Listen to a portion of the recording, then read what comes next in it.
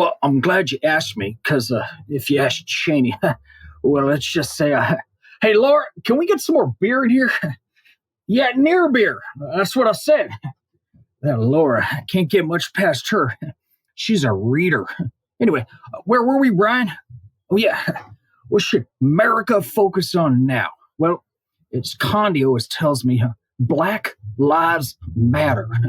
Yeah, that's not quite mission accomplished. What's that, Laura? I said conditioner, air conditioner.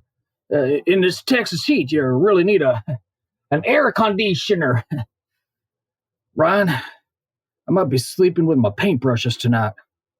Oh, well, I think we'll need to pray about that and ask your father. Shut up, Marilyn! The Mark Roman Empire. Also, a podcast. This week's episode, Jen Friel. It's showtime. All right, episode 36, dated the 10th of June, 2020. Changes. Are we gonna make them? It looks like we might be. We might actually be making Black Lives Matter, because we're all in this together. And we're getting on the streets together. I know I was, and I saw lots of different kinds of people, different colors, different sexual orientations, different genders, tall, not so tall, medium-sized, big, little, just everybody. It's like a party. It's kind of cool. It's got to be frustrating that it's taken this long. And I don't know. We'll see. I'm cautiously optimistic. By the way, if you haven't seen the most recent Last Week Tonight by John Oliver on HBO, I don't get paid for telling you this, but if you need a half hour, 40 minute to just kind of upload some facts and some critical questions, it's eye-opening. So check it out. But it's kind of interesting. Remember, we were all concerned about the riots. Oh my God, the riots. Oh, there's going to be riots. And there was a little bit of that one weekend. And then all the businesses, they all boarded up. All the downtown areas are boarded up. All through Hollywood, everything's all boarded up. Oh my God, there's going to be riots. And then it was just peaceful demonstrations. It was like it's like a cross between a wine tasting and a music festival combined with a very serious protest. But oh my God, it just I think we're all waking up to something that if you happen to have skin that's darker than mine, you already know what's going on. Nobody you've known. You're like, really? Thanks for joining the party, white people. But it's the police, they had a chance to, no, we're not violent. But what do they do with their opportunity after the riots literally just cease to happen? And then it's peaceful demonstrators. What do the police do? Well, they're like, okay, well, not only have we been racist and we'll continue to be racist, but you know what? We're also going to go after journalists of any color, and we're going to go after senior citizens who are white, any color. But it doesn't matter. It's just the police are like, yes, we're not only racist, we're also assholes. So and you wonder why literally the entire globe is rising up and saying, hell no. I mean, I literally this past week took for granted, because I was hearing the helicopters every single day. Living here in Hollywood, there was a protest literally within a block. One day I remember I finally got to go hike running. Oh my God, I was so happy. Really needed that. It's back open, social distancing, but I'm hiking running now. So getting a little better. Quarantine's starting to lift a little bit. Hopefully I can go back to the gym here soon. But there's all these little pockets of demonstrators, just each neighborhood, people decided, hey, let's go out. Let's just everybody. It's amazing. So I went out on Tuesday, and then Sunday, I posted a couple things on Facebook, which I'll read here in a little bit, because I took time, and it means something to me. So I'm going to read it to you. But I finally just had to get out, and I figured, hey, there's a protest. And lo and behold, on Sunday, was it 20,000? Was it 50,000? Was it 100,000? It was a ton of people. Amazing. I know what I experienced, and I started at Hollywood and Highland and ended up somewhere in West Hollywood. But when I watched later news reports and video, it was like, wow, because apparently it started at Capitol Records, and just the streets just filled with humanity. It was crazy.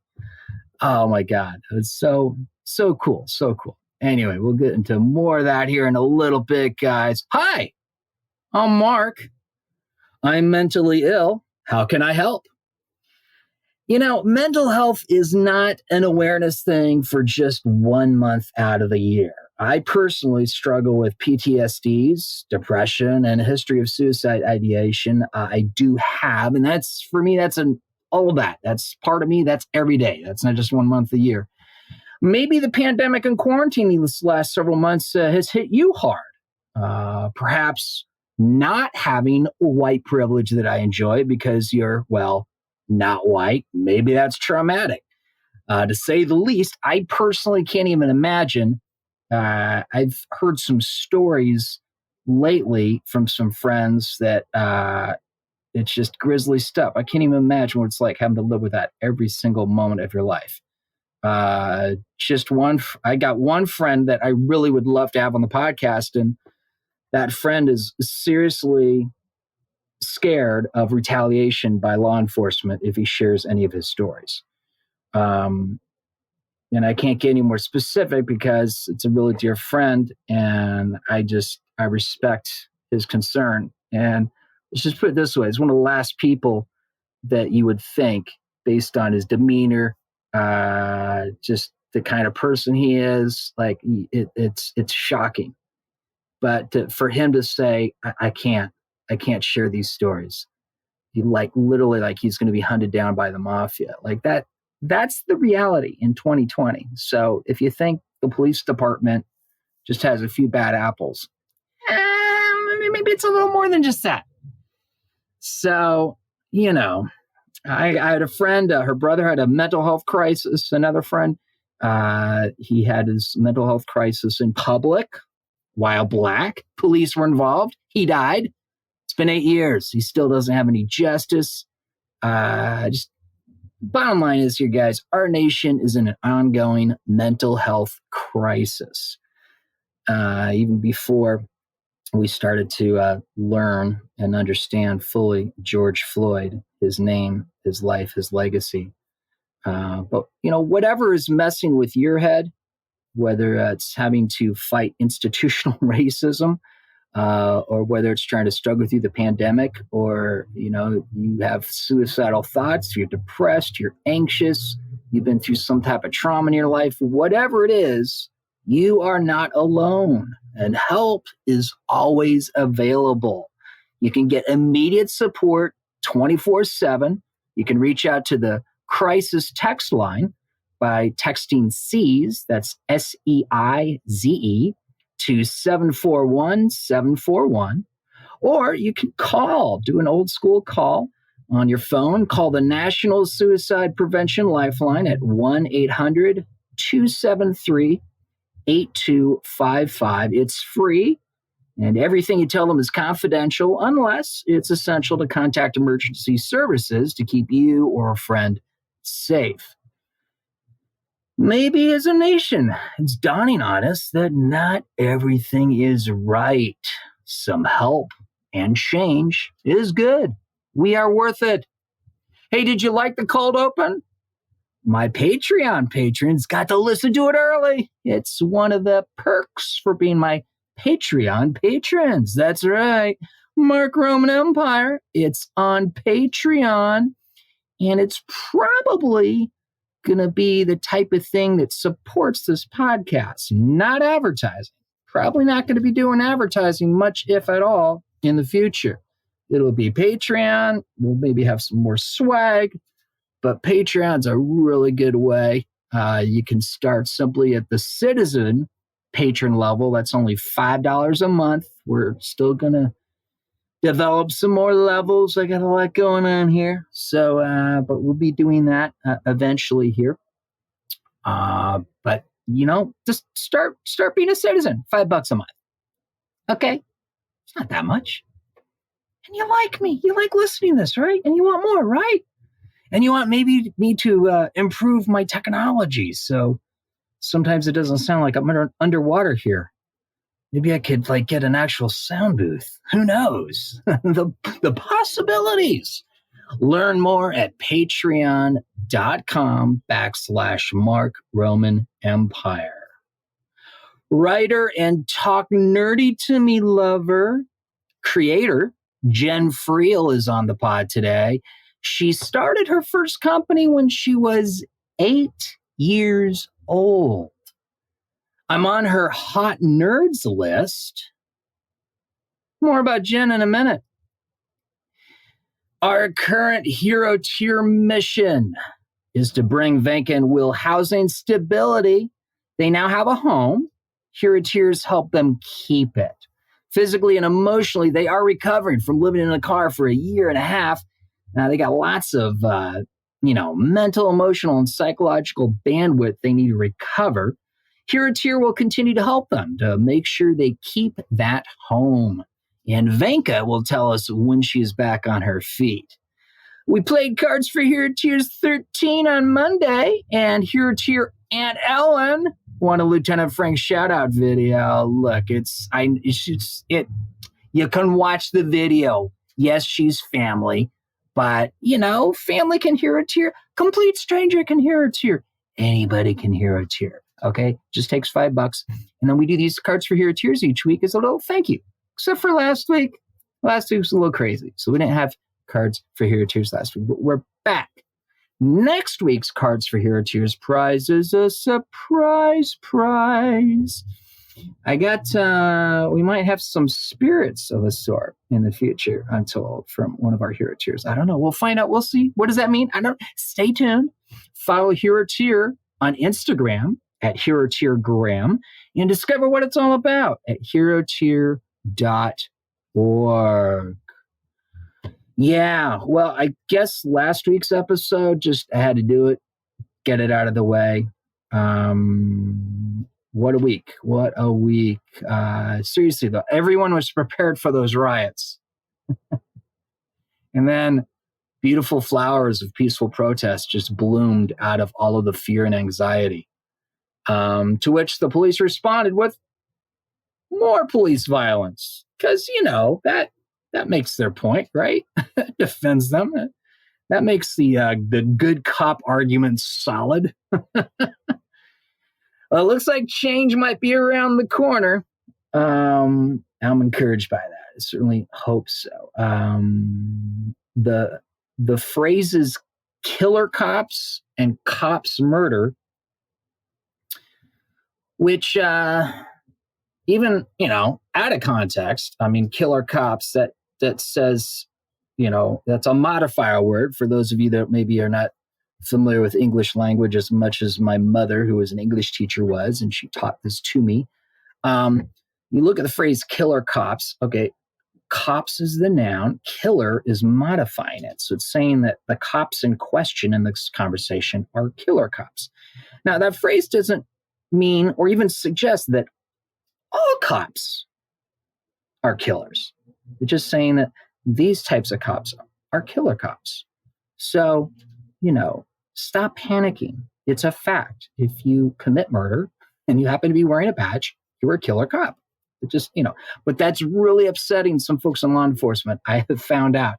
Also, cops murder, another one that really upsets many, even though it's factually true. And it doesn't mean that every single person in law enforcement commits the crime of murder. It just means that we're talking about some cops who happen to have murdered. So apparently that's really controversial. Again, I'm kind of floored at how these law enforcement professionals, some of whom are friends of mine, some of whom I know, some of whom I know very well, and just like losing their shit the moment a little bit of light's being shined upon what's been going on. Which, if you're a person of color, you know what the fuck's been going on because you've been feeling the pain of it for like your whole entire fucking life. And now, white people like me are going, oh, wow. Yeah, I guess that's a problem, huh? So shame on us. Shame on us white people. But apparently there's a historical moment. I guess it took a pandemic for us to not have sports and careers and other distractions. We're stuck at home going like, well, what do we do? And it's like, oh yeah, racism. Hey, we never really did anything about that, did we? I mean, we passed a couple things and we patted ourselves on the back and passed some acts and what have you. But did that really? Yeah, no, I didn't, did it? So here we are. I've even lost a few people on social media because I would ask them, they're in law enforcement. I asked them some direct questions and they're just like, no, bye. Don't want to deal with it. So I posted a couple things on Facebook.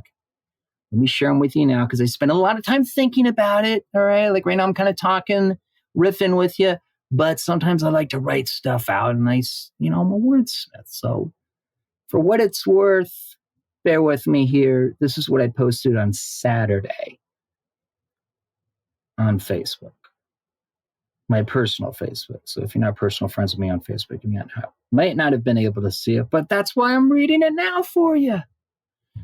Quote unquote, good cops must answer for their union votes and actions.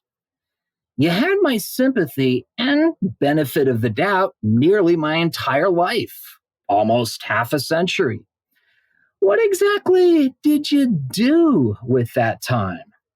As a proud SAG-AFTRA union member, I no longer recognize law enforcement unions as legitimate labor organizations. They are predatory tools of injustice that prey on my friends, my heroes, the people I love, my fellow Americans, my fellow human beings. If you belong to a police union, time to answer difficult but necessary questions. Let's be clear. This is not about your feelings, your comfort, your reputation, your respect, your job, your working conditions, your salary, your health plan, your pension, or even your safety. You swept away all those concerns the minute you elected a union official who negotiated a contract that protects corrupt and killer cops from justice. The question is, what will you do now? Everyone is watching, including your children, and history. You can be angry at the questions and scrutiny, or you can be part of the change that delivers liberty and justice to all, not just those who look like you or wear a badge. And then I had a link to a New York Times story entitled How Police Unions Became Such Powerful Opponents to Reform Efforts. But wait, there's more. On Sunday, early Sunday, I had expressed more because I had more interactions here. And, it's just like, wow, these questions I asked of law enforcement folk I know, they're just not responding well to it. They're legitimate questions, okay, that everyone's asking right now. So this is what I post on Sunday on the Facebook. The more defensive the, quote, thin blue line becomes, the more, quote, good cops reveal their insubordination to the public they claim, quote, to protect and to serve. As an American citizen placed on the FBI's subversives list for being a teenage student editor in Michigan in the early 90s, I'm curious who is on the secret LAPD, quote, gang list and why. As a human who struggles with PTSDs, depression, and suicide ideation, the pain of anyone with mental health issues who encounter police is my pain. A friend of mine lost her brother nearly a decade ago in Southern California. His crime? Having a mental health crisis in public, while Black. They have yet to experience justice. I question the labor organizing legitimacy of the Los Angeles Police Protective League. That, quote, union must be investigated by the California Attorney General for crimes against the people. To the cop side now, if you consider this a personal attack against you, know that any participation in keeping secret government lists, any failure to protect those with mental health issues, regardless of the color of their skin, any vote for a police employment contract that protects corrupt and actual killer cops is a personal attack against me. You made it personal against me before the whole world was chanting George Floyd in the streets. Why do you hate me, good cop? Your honest reaction to this moment in history forces us to question whether your service is in the interests and safety of the people. I consider the lives of my fellow Americans more important than anyone's career or reputation or feelings, even yours, good cops. So go ahead, be defensive or passive aggressive. Get angry at me. Refuse to answer my specific questions. Unfriend me. The whole world is watching. And then I had a link to a Wonkette article entitled Los Angeles Mayor F asterisk asterisk KS the police. For those of you who attended Hillsdale College, that was Los Angeles Mayor fucks the police. But because a lot of white newscaster ladies who might be members of my union, they get really nervous when there's graffiti that has one of Carlin's 7 dirty words in it. It upsets them in this moment because that's the thing we need to worry about right now is foul language. That's the important thing we should focus on. The world would be such a better place without foul language. God damn it. Oh. And then I finally got my senses. I got up from my computer, left my room, left my apartment building, and I thought, you know what? There's got to be a parade, a march out here somewhere. Can I go protest? And I brought my sign that says, from Tuesday, the police unions failed, # Black Lives Matter, on the back of my Amazon Prime cardboard box. And apparently I was part of that large group of 100,000 people that marched from Capitol Records to West Hollywood. I started at Hollywood and Highland, and I ended up on Sunset, a few blocks west of Fairfax in WeHo. You know, justice is very important to me. It's part of why what happened to me at Hillsdale College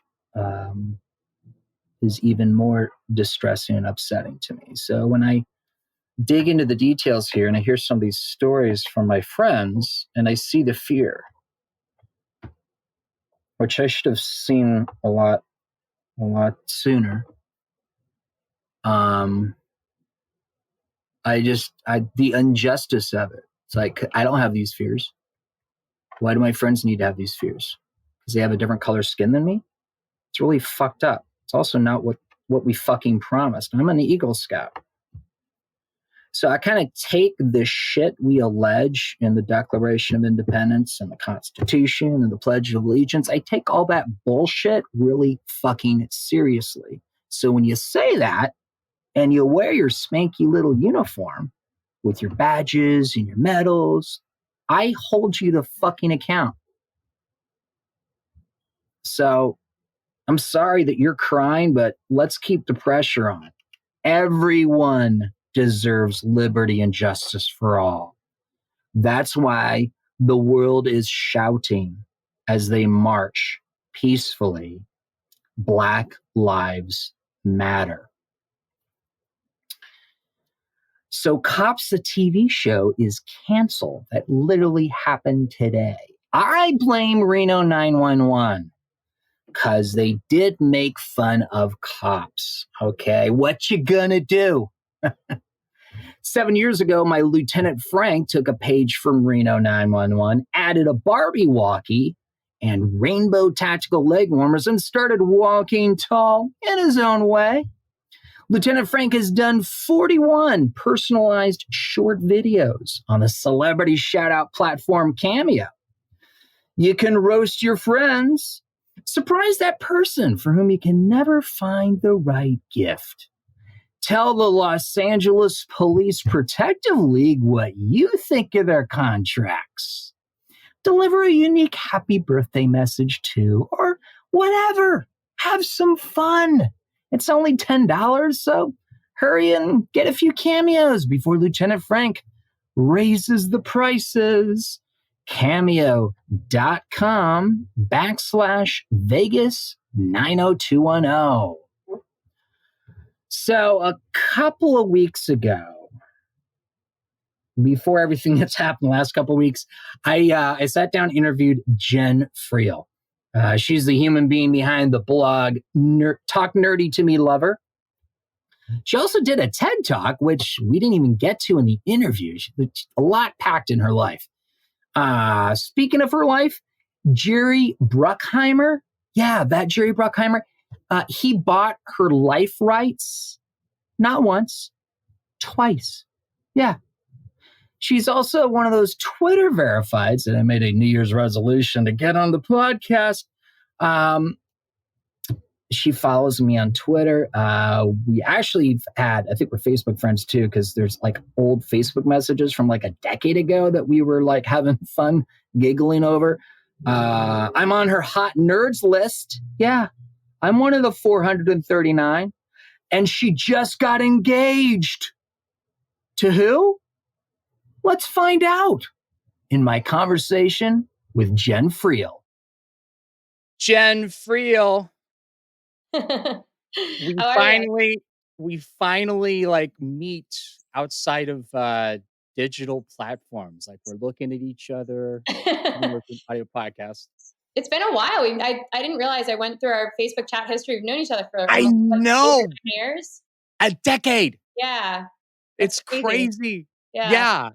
It's like it's pretty interesting. Pretty interesting. And you're a verified on Twitter, which I feel like you're one of the Jedi who knows the dark arts about tech. So I feel like if anyone I know, you're probably the person I should ask about. So how does someone become verified on the Twitter? I got lucky. So Kaylee Cuoco was a fan of Talk Nerdy through a friend of mine that she was dating. And my good friend Noah Shaw was friends with the gentleman that she was dating. And so I taught her about Instagram and social media. And her social media person, who she then brought on board, I guess it was some assistant of some kind, was like, hey, we're getting Kaylee verified. Let's get you verified too. So I got totally backdoored in through my relationship with Kaylee Cuoco. Yeah. And then at the time I was talking to producer Dana Brunetti, who did the Social Network movie. And so it was funny. I got him verified because I was like, hey, just take this link. And it worked for like a couple of weeks and it got a bunch of people that I knew verified, but it was all because of Kaylee Cuoco. So. Okay. Yeah. Well, you've got a pretty impressive bio and resume. So you certainly qualify to be verified. Thank you. Isn't that hilarious though, that's what people like, that's such a like compliment is like, oh, you get a little blue check mark next to your name. It's just, it's funny, but But it helps in Right? business. I viewed it more as like a business tool because it did immediately help with sponsorships. Sure. People take you just more seriously, all because of this little blue check mark, which is comical. Sure. Well, it's like, it's people, I think, perceive it as like, it's like a UL listing on electronics or like a good Yelp review. It's just perceived as this Yeah. third party, you know, not necessarily endorsement, but like they're legit. Yeah, I would Check agree with that. mark of being legit. It's funny because I look at, I've done 34 podcast episodes now so far, which is funny because a decade ago, our very first interaction on Facebook apparently was me asking you if you'd be cool with being interviewed with whatever podcast I had in mind back then. I saw that. Yeah. I don't know. I think it would have been like an AOL account connected to a brick and a string and a carrier pigeon that has a narcolepsy. And, I thought somehow I was going to do something with that a decade ago. You were ahead of the curve, ahead of your time. That might be an overstatement. But then apparently, as Myers-Briggs is a thing in your life, and as it turns out, your new fiance, congratulations, by the way. Thank you. Thank you so much. I know I got engaged on April Fool's Day during the apocalypse. I mean, if that's not on brand, I don't know what is. Right? And your brand is, it's like talk nerdy to me, lover, right? What's Yeah, that all talk nerdy to me, lover. I finally found my lover to talk nerdy to me. I started the site. Yeah, I started the site over a decade ago, and it was Yeah. all with the intention of nerds were going to become hot. I saw the trend, and I was like, I was literally born to do this. So I just wanted to Nice. find a nerdy guy, and I also wanted to timestamp my ideas because I've Sure. always been a trendsetter. So I thought, okay, cool. I could probably get a job someday from this. Like I had no idea the blog would become so popular, and a decade later with all these adventures and now a TV show. So it's pretty cool. That's amazing. Well, congratulations. You guys seem really happy together. So and He's quirky. Yeah. I'm an INTJ female and he's an ENFP male. So I didn't know that until recently because that's a very INTJ thing to say is like, what's your Myers-Briggs? But it worked. I'm an ENFP as well. Oh, cool. Yeah. We're super compatible. So all you have to do is find an INTJ female or yeah, there you go. In 2012, I think, OkCupid believed that you and I were 96% compatible, apparently. Oh, interesting. Yes. Yeah, I missed the compatibility prerequisite. Like that's how I did the 103 dates in 9 months. I had an 85% compatibility. Wait, slow down here, because I got another Twitter verified we've had on the podcast, Sammy Obeid, who's actually running for president 2036. But he did 1,001 nights of comedy back to back, a stand-up comedy in a row. Yeah. So what's your number? Because it was 100. Well, it was authentic. So I did 98 dates in 8 months, like without realizing I had gone on that many dates until I counted. Yeah, I averaged 3 dates a week. And it was amazing. But I had a compatibility prerequisite that I never published where if I was 85% or more with the individual, then I would, agree to go out on a date. But I would tell people, I'm like, I'm bartering social media to live because it was all during the time that I was couch surfing, which is now known as sponsorships. But I was living bartering. Yeah, I had literally no money. I had no more than $10 to my name at any given moment. And so I had to get really creative. And I didn't want people to think that I was dating to eat because people didn't understand the concepts of sponsorship. Right. There you go. Right. And there was a girl that went on Match.com and she's like, I had over $30,000 worth of meals. And she's like fleecing these people. And I thought that was wrong. So I had on my OkCupid profile, if you buy me a beer, I'll give you a hug. And and I rarely ever ate dinner. Like it was only once I did like a second date with someone that I would accept a dinner. But I learned so much. I'm still friends with a lot of the people I dated, and it was really awesome. It taught me a lot about myself.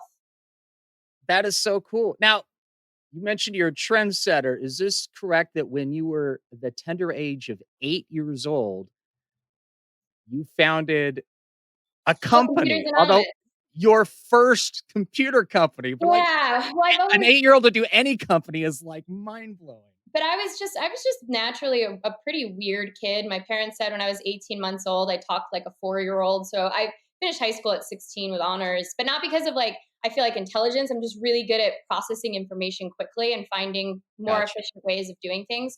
So even when I was a kid, like I had lemonade stands and I would just sit there for hours and hours. I carried around little business cards with me. And so Computers Anonymous, I Nice. would tell people I had a little notebook. That's how I kept track of all my clients. And I would just teach Wait, people. wait, wait, wait, wait, wait, wait. You had your own CRM I going did. on. I did at 8 Wow. years old.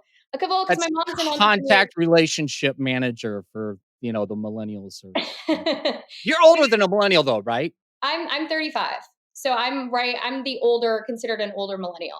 We're the ones that didn't have working internet. So like I was on when I was teaching people word processing skills with Computers Anonymous, I would teach like Word Perfect. I was on Prodigy, and Juno was like the main email system. So Nice. I remember it those. was really cool, but people didn't understand how to type. And I had been typing since I was 2, so I was pretty much an expert at that point. And Right. I used to actually teach the majority of like my computer classes at school, like because it was always like the science teacher or the PE teacher, teaching us computers. And so when anything ever went Right. wrong, they were like, "Oh, Right. Jen, do you mind taking a look at this or fixing this?" So it was just normal. It was what I knew to do. So it was Interesting. awesome. I basically was an entrepreneur from the womb. So far so good. Speaking of the womb, because this is an audio podcast, I'm gonna have to describe for our listeners. You have what looks like a rack of CDs or LPs right behind you, Yeah. uh, and you're wearing this hat that looks like literally Lady Gaga is chilling in the other room, and she was like, "Why don't you try this? No, you can have it. It's cool. I got more." Well, my whole apartment actually is super quirky and weird. I designed a lot of it myself. But yeah, I'm super eclectic. And the hats actually, I just got from Etsy. But it's just to remind me that I'm engaged, because it's so weird. Like, your whole life when you Oh, think that's right. of It like, says bride. yeah, I you didn't see you that. you have all these milestones as a bride that like we can't do right now because you can't plan ahead. So like I signed up for Zola and I was just like, how am I going to do a wedding registry when people are suffering so crazy right now? So it's like Yeah. all these different milestones that I might not Yeah. necessarily get, but I'm kind of creating my own in the process as well. So and the hats is part of that. It just reminds me It that I actually am engaged, because that took a really long time to find the person. yeah. No, I believe you. I believe you. I'm in a 12-step program to remain a single guy. So I'm just like, I'm fascinated that someone as very specific and intelligent and fun as yourself decided, yeah, he'll do. That'll work. I knew before he did. So we were dating for like 5 months at that point, and we were actually Yeah. with our friends in Joshua Tree. And I just looked around at like our life, and we had already said like I love you. He had met my parents at that point, and I just if he had asked me to marry him the day after the trip, I would have said yes and not even batted an eye. Like when I know something, I know it. And so Right. basically every day from after that trip is today the day he's going to propose.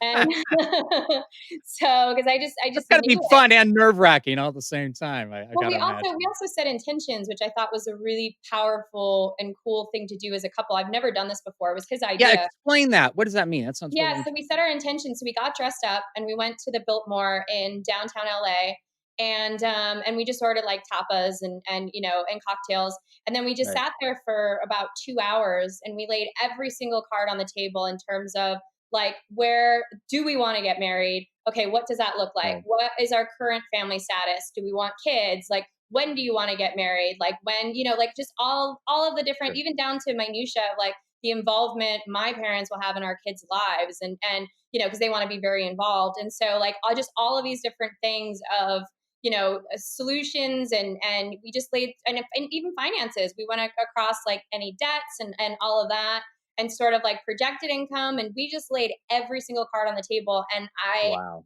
thought that was so beautiful, because some people end up getting married and they don't know where they are with their partner on starting a family, and that's something that would be a deal breaker for me. It's hugely important Sure. for me to have a family. And so like to have that addressed to someone I already knew that I loved, it made me realize we were so much more on the same page, and it made me have an even more intimate connection with the man that I already loved. I can imagine, absolutely. Now, But it to was the bittersweet. casual Yeah, it was great. to the casual listener, it sounds like you were doing a business planning strategy session. Actually, kind of. Yeah, but we do. And we, anytime we But have, relationships are profoundly, there's financial considerations, there's oh business yeah, considerations, there's employment considerations, and it's like you're running a small corporation, but people don't think that way.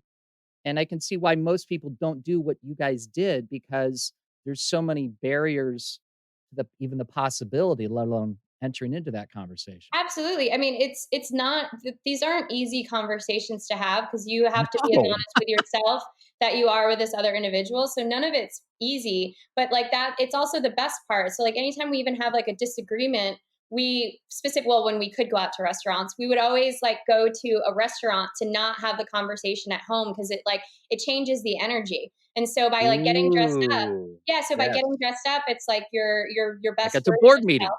Yeah, exactly. And you're feeling yourself because you're looking good.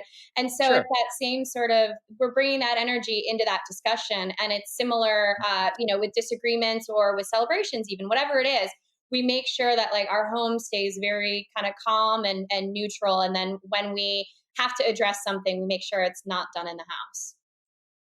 It's funny because we make all kinds of rules in our lives about our stuff, like our phone, our tablet, our computer, our car, where we live. And that makes sense to us. But the second you do that with your relationships, especially your most important and valued and treasured relationships, somehow the most of us that say, well, that's weird. Well, that's not romantic. Well, it just, wow, you're so technical. You're so business. Like what I noticed that about us as a species, as an alleged civilization. What are your thoughts on that? There's a fear behind. So when you're addressing something so candidly with someone, and again, just about like your past, present, future, etc., you're being vulnerable. It's a definition of vulnerability because Mm, sure. you're revealing your cards. So like that is what being vulnerable is, what I had so much trouble doing for so many years. I was vulnerable with people online and in my writing, but I Mm, couldn't actually speak my vulnerabilities. I couldn't speak that truth because I just would sit behind my computer and that's what I did.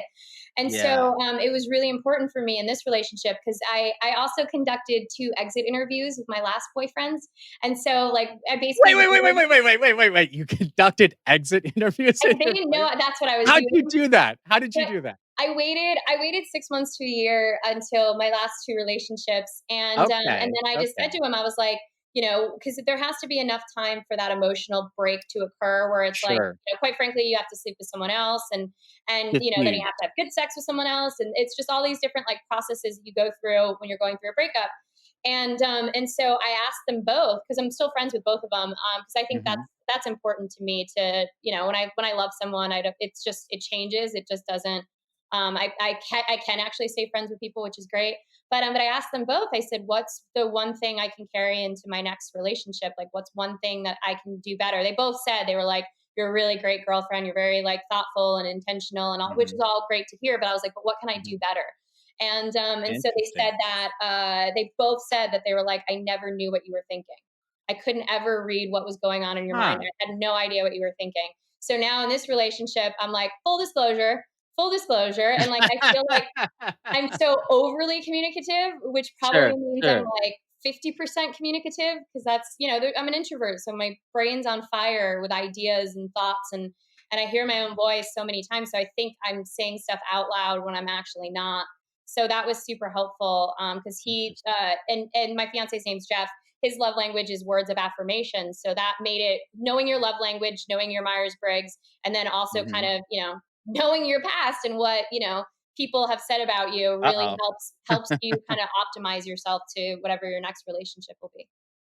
But it's Well, hard. I mean, again, you have to be vulnerable. You have to be willing to be vulnerable to put yourself out there. Like I could have just said to both of the exes, like, yeah. "Hey, tell me how awesome I am or amazing," and that wasn't what I was interested in. I wanted to know how I could bring that love that I know that I had for both of them into whatever, alchemize it into whatever this next experience was going to be. But it Right. takes a lot of vulnerability, but in vulnerability comes strength. And you're facing your own reality. So I think in a lot of relationships with people, you're afraid to find out about that information about your partner because you have a projected view of who you think they are. But that's what's so beautiful Yeah. about intimacy is that vulnerability, which leads to strength, which then creates that like unit with you and your partner. Once it's, I don't want to say the real deal because that sounds corny, but like once you're willing to do the self work and you do it in the relationship, it really, it feels like, it just feels different. Our relationship feels different than any other relationship I've ever had, which is great. Well, congratulations. That sounds like something that you spent a lot of time and energy looking for, crafting, and Yeah. now you found it. And I imagine there's, you're continuing to work to develop that relationship.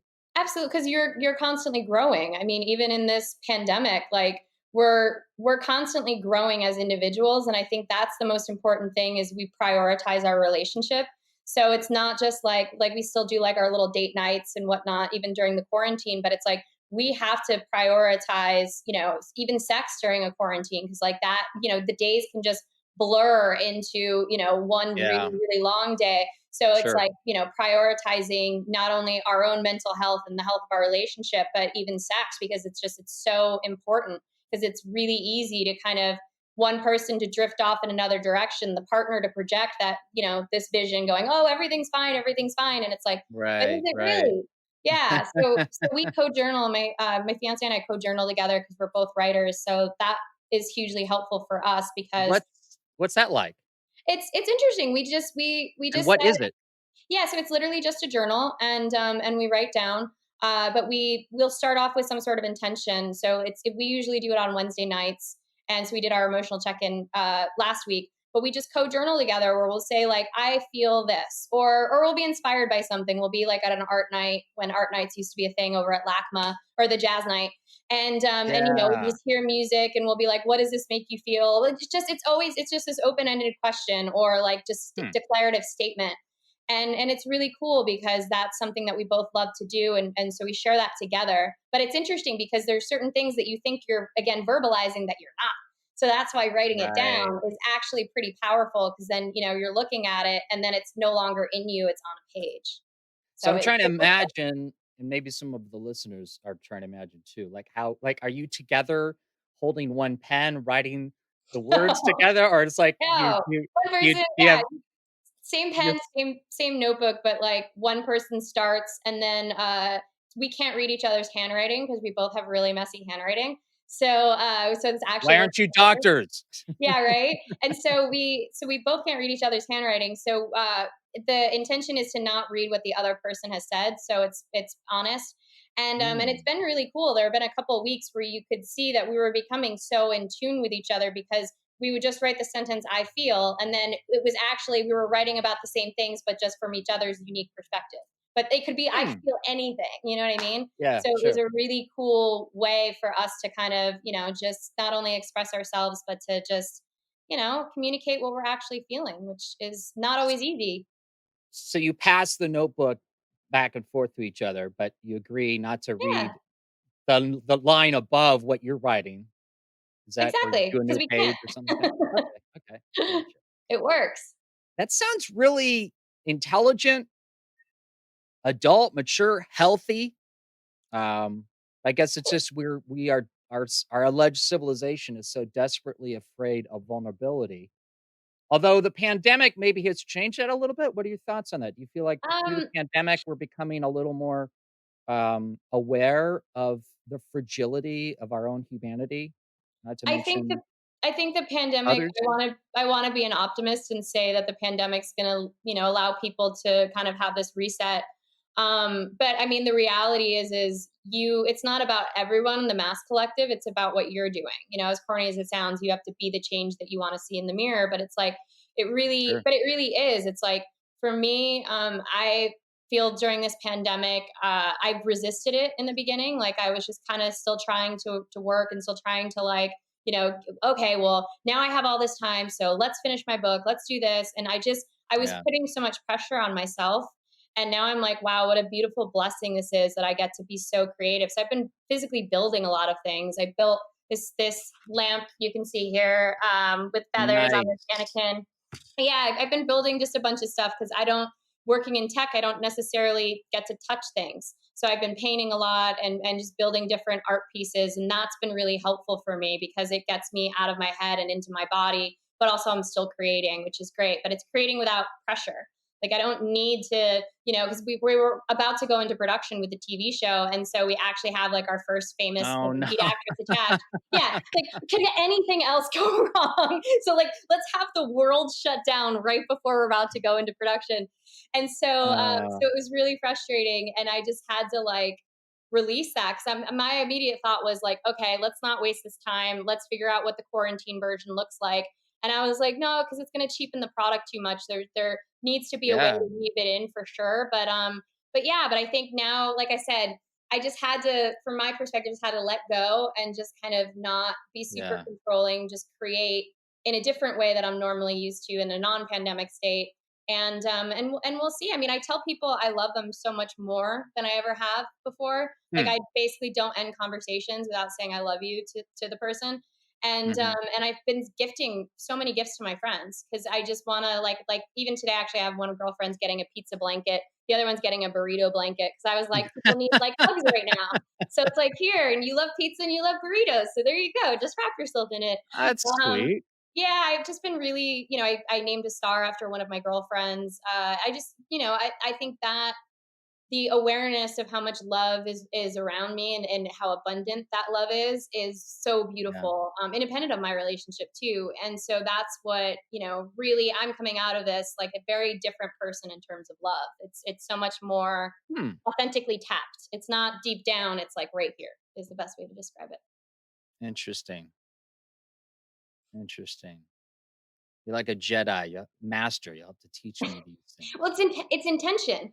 It's intention. So it's easy during these times to wake up and go like, I hate the world. This is such a negative place. Like, social media right now is insane.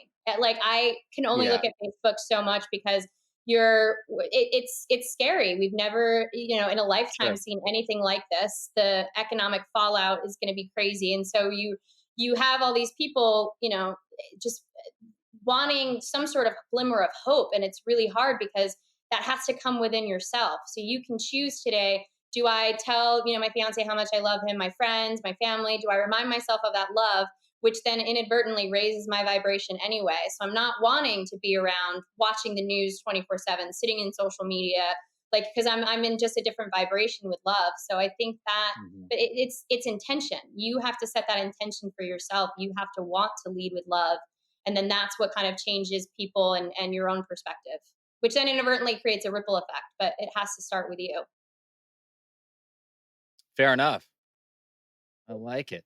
Now, it's interesting because you grew up in Connecticut, Yeah. and I actually had cousins that were in Easton, and we would go to Westport a lot, which is the location of the fictional headquarters, Axe Capital, in the Showtime show Billions, which I finally got on board on. I'm like in It's season so 2 good. now, We're binge watching right? it again. Yeah, I've seen the series Amazing. probably like 4 or 5 times. Actually, they have a really good online reputation manager, and their online reputation management in general for the show is like flawless. So Oh, Brian Koppelman, interesting. who's one of the creators, and I think he's the showrunner, he actively tweets, people back. Thank you for watching the show. Asia Kate Dillon, who plays Taylor. They actively tweet, which just makes you love it even more, because they actually care. And they, will give you like a little insider tips on like episodes that they're writing or behind the scenes. They're flawlessly executing brilliant online reputation management for a TV show. It's great. It made me love the show that much more. I'm so happy to hear that. Yeah, because I got into Succession, and then I realized, oh wow, okay, so Succession was HBO's like answer to Showtime's Billions, What's and so brilliant, because like you can but they're both tell. great shows, on their Yeah. own feet. Yeah, But that's what's so crazy is like, here's, Axe's life and kind of how extraordinary it is. But I mean, it's just a beautiful narrative of power, and, Paul yeah, Giamatti's very character. Shakespearean. Yeah, so unlikable. It's disgusting, and you're rooting for Yeah, Axe, it's that cross genre. It's the same thing with The Sopranos. Yeah, where you were rooting for Tony, even though he was the bad yeah, guy. So yeah, yeah. it's relatable in terms of the relationship, even though the circumstances are so over the top and dramatic. Not everybody can just get in a chopper and go shopping. So, but it's Exactly. very much about love Or and power. fix something. Have a guy you meet in a dark alley, and Yeah. strings are pulled and suddenly, very powerful things happen behind the scenes that, regular people not only can't do, but aren't even aware of that that's what's going on, in the Well, I've background. been brought in personally. Obviously, I can't say what I did, but I've been brought in personally for a governor, and it was through a personal relationship, and they asked for my help, and I did. I actually wound up moving the needle for them, but it was, something you basically take to the grave. You can't say exactly what you did or why, but it was really Yeah. cool. And from my perspective, it was again just through personal relationships. But I was pretty proud. I was like, this is what this is like. Okay, cool. I wasn't like dumping a body or anything like that, but I did get some information, which I thought was really cool because it's just another life experience that I get to kind of file away. So, I like hearing about these positive life experiences because I had a negative one when I was 19. I was in college. I was published in an independent student newspaper and I got kicked out and subsequently got put on the FBI subversives list. So since 19, I could never serve in the military.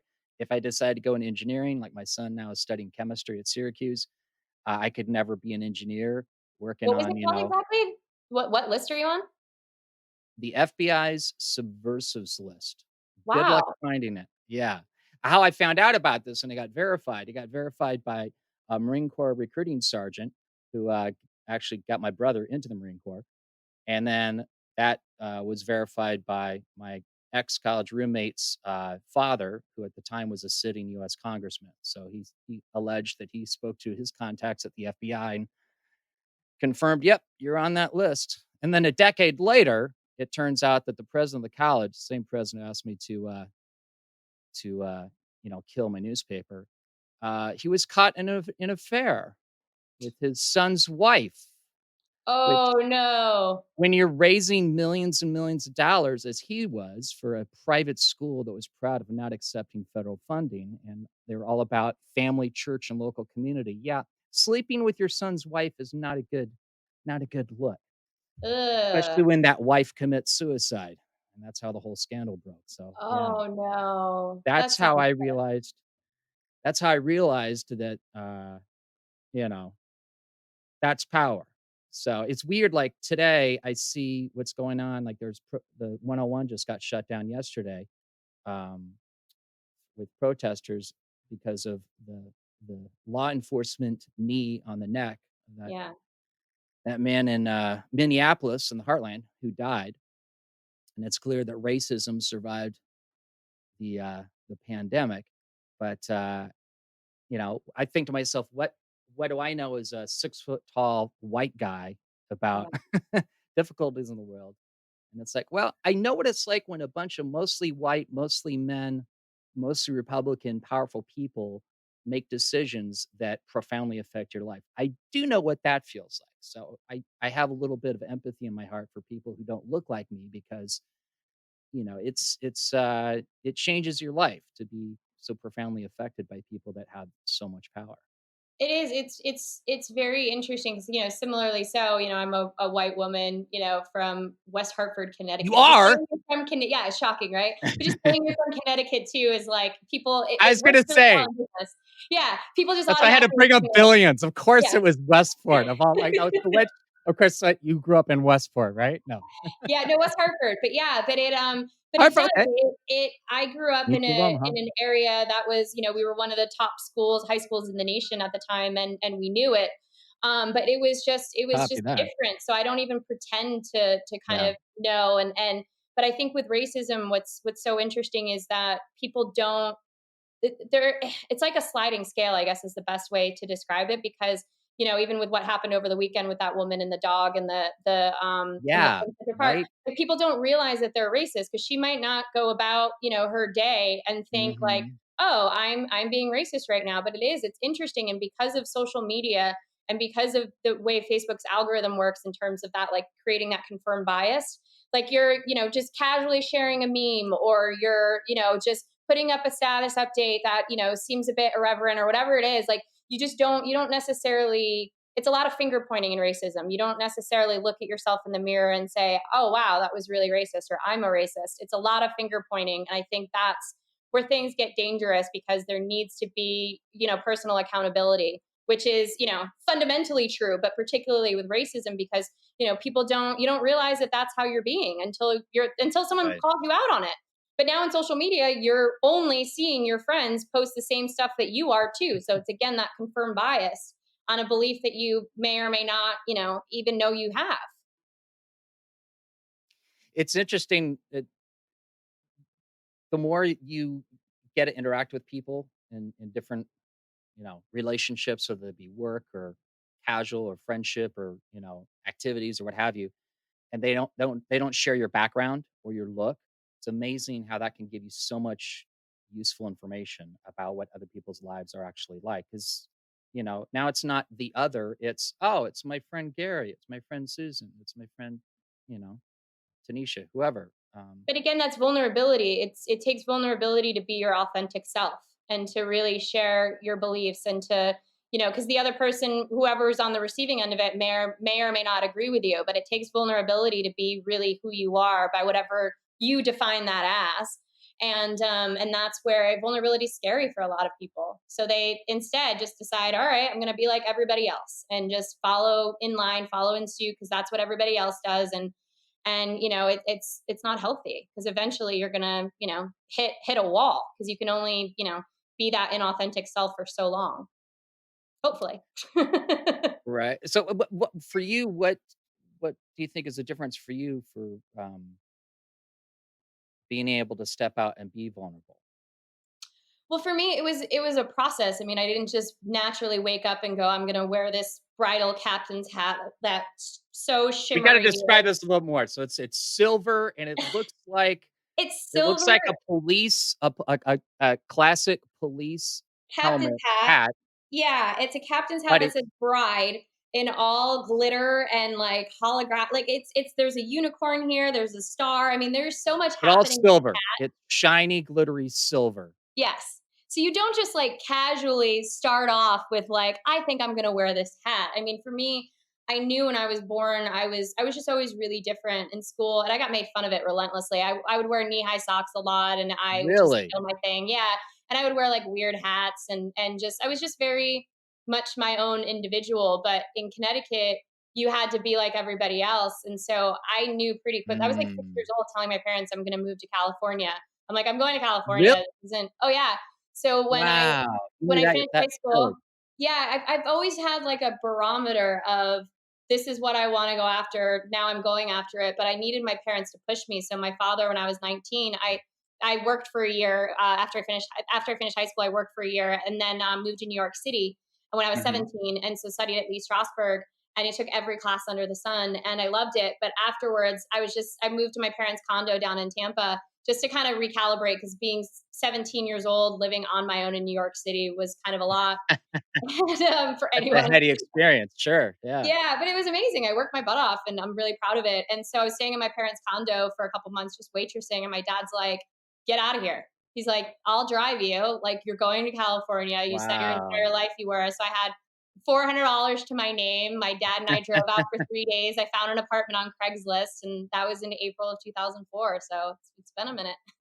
Cool dad. Right Yeah, on. he's amazing. I'm really lucky. But yeah, but you just don't, like, I didn't just naturally, like, I always knew I was different, but it wasn't really until Talk Nerdy when I just took it up to another level of like seeing a spirit hood when I was couch surfing and going, this is going to be huge. I want in. And then you're Hmm. wearing a spirit hood. And then that was when I really got into But fashion hold because, on, hold on. Slow up, slow up. Spirit hood. yeah, it's an animal hat. Define. Yeah. So the guys Oh, behind it are amazing. you wear those. Okay, I get it. Yeah, so my friend Tucker was one of the first ones to have one, and then I got so inspired by it, and so I basically stalked them until they started to sponsor me. I raised money on the site for my birthday for my first one, and then I wound up selling so many that they're like, "Who are you? We want to chat with you." So and they're amazing, and so yeah, so when I was wearing my spirit hood, I would just walk around, and some people, you're wearing a funny animal hat, so some people would look at you and be like, what the f?" And then other Right. people would be like, you are the coolest person ever. I need to get to know you. And so it acted as a friend filter while I was couch surfing, Yeah. because Yeah. anybody that didn't get it, I was like, we're not going to get along. Like, just Right. period of a sentence. And so Right. once I started that, then it was like I bought a USA onesie from Tipsy Elves, and I wore it to the Marijuana Dons July 4th party because I knew everyone there was going to be naked. So I was like, I'm going to be the most clothed chick there by going in a onesie, and I only had it slightly unzipped with my bikini under. So many dudes, it was such a hit. So many dudes kept coming up to me being like, "Can I see what's underneath?" And mind you, women are fully naked in the pool, and he has like a little. They can't see him. There is so much T and A everywhere, and literally dudes were like, hilarious. "What's underneath here?" So it's the forbidden, you know. It's so tempting. but you know, it took it. My fashion is definitely very intentional, but it makes me feel really good because when you're wearing it, like I'm just me anyway, and a lot of times I have my Mickey or Minnie ears on just because they make me really happy. But I'll be walking down the street and you're just on the receiving end of smiles because you eventually forget what you look like. But then people are just looking at you and like, and you know, that's what I've been doing during the pandemic too. I have all these costumes here. And so I've just been creating all these different characters and walking around in the streets and just waving at people. And I dressed as it looked like Donnie Darko actually for Easter. Nice. I went as the Easter Bunny and I created a pandemic Paulina and walked around the streets spreading joy and happiness, even though I looked like I was like ready to murder. It's just been, you know, it's taking that unique factor that kind of makes me weird and sharing that with people, because especially now, like just to see little kids smiling, you know, that's worth its weight in gold. It's interesting that you use the word weird. I myself, I struggle with mental health issues. And apparently the Ad Council, among others, partnered with one of the leading suicide prevention organizations in the country. And now they have this website called, I believe it's seizetheawkward.org. Cool. And and it's all about domain. addressing mental health and suicide, because there's a lot more issues of that with the pandemic. And the whole point is, you know, it's awkward to even have the conversation about it, which a few episodes back, I just started ending each episode by going, "Hi, I'm Mark. I am mentally ill. How can I help?" And I like ran that by a few people, and before I did it, and they were like, "Ooh, yeah." And the word to explain exactly how they felt was awkward. So it's interesting to see now that, you know, mass culture, you know, the Don Drapers in reality of today are like, "Yeah, no, let's brand this. This problem is it's awkward. That's why we don't want to talk about mental health. That's why we haven't even addressed it as a civilization. So let's just embrace it. Yeah, it's awkward. It's an awkward conversation. Seize the awkward. Let's do It's that." freeing though. It's like that awkwardness creates a freedom because you're speaking your personal truth. Like I had a similarly to you. I don't have mental illness, but I had a lot of depression as a kid, and I had a nervous breakdown when back in Technically, 2007. Oh yeah, I was medically I was put on technically, 150. depression is mental illness, because I have depression, I have PTSDs. Those all fall under mental health. So it's like Yeah. I relate it to, you know, alcoholics, because I look at what alcoholics have done with such jealousy. Because it's like there's this culturally acceptable way where you can go, "I have a problem. I am an alcoholic." And you can literally stand in front of a room of strangers and say that. And culturally, whether you drink or don't drink, whether you are an alcoholic or you're not, we all know what that is. And we all accept that that's just a normal part of the culture. Whereas there's nothing like that for mental health, and the wide range of mental health issues that might range from mild depression all the way to, you know, folks who are autistic, which frankly, I think they got superpowers because, Yeah, I you agree. know, so it's like they're not disabled. They have a different set of skills. And it's a Differently very able. specific set of skills that you're probably going to desperately want someday, but you Yeah. think they're just some person that can't socialize with you the way you expect them to. And so you're like, well, you're stupid. No, I actually, they're Spock and you don't get it. But I think too, you bring up a great point, like because there obviously is a mental stigma. There is a stigma around mental illness, and I remember even I published a Yeah. blog post on it in like 2000. I think it was 2010. And I remember when I hit publish, you know, I was like, what are people going to think? Because I thought I had to, at 25 years old, be perceived as this person who had everything together. And it was in that moment when I Right. published it that so many people reached out and said, like, I had similar issues. Oh my God, I can totally relate to this. Thank you Wow. so much. And so there was such a freedom in expressing that. But I think what's beautiful now with the pandemic is the isolation, the loneliness, the feeling that you get when you're depressed. Now the majority of us are feeling some degree of that to this pandemic. So it's going to We can hopefully, relate. it's going to make mental illness a bit more relatable and kind of more. I won't say socially acceptable because it just is what it is. But I think people will have a degree, a bit more empathy for it than I think they ever have before. Because even if they've been super happy their entire lives and everything's perfect, this is definitely an imperfect situation by anyone's definition. So it's like, I think that relatability factor should come hugely into play. Hopefully it will. But yeah, I'll keep my fingers crossed on that one. Yeah. Interesting. So what got you interested in the Myers-Briggs? Like when did that first pop on your radar? And It was from a friend of mine who's a novelist. Actually, he's an author, how and old were you? yeah, he was trying to figure me out. I was at a party. I was dating this gentleman that I named Antonio on the website, and he's absolutely brilliant Yeah. human being.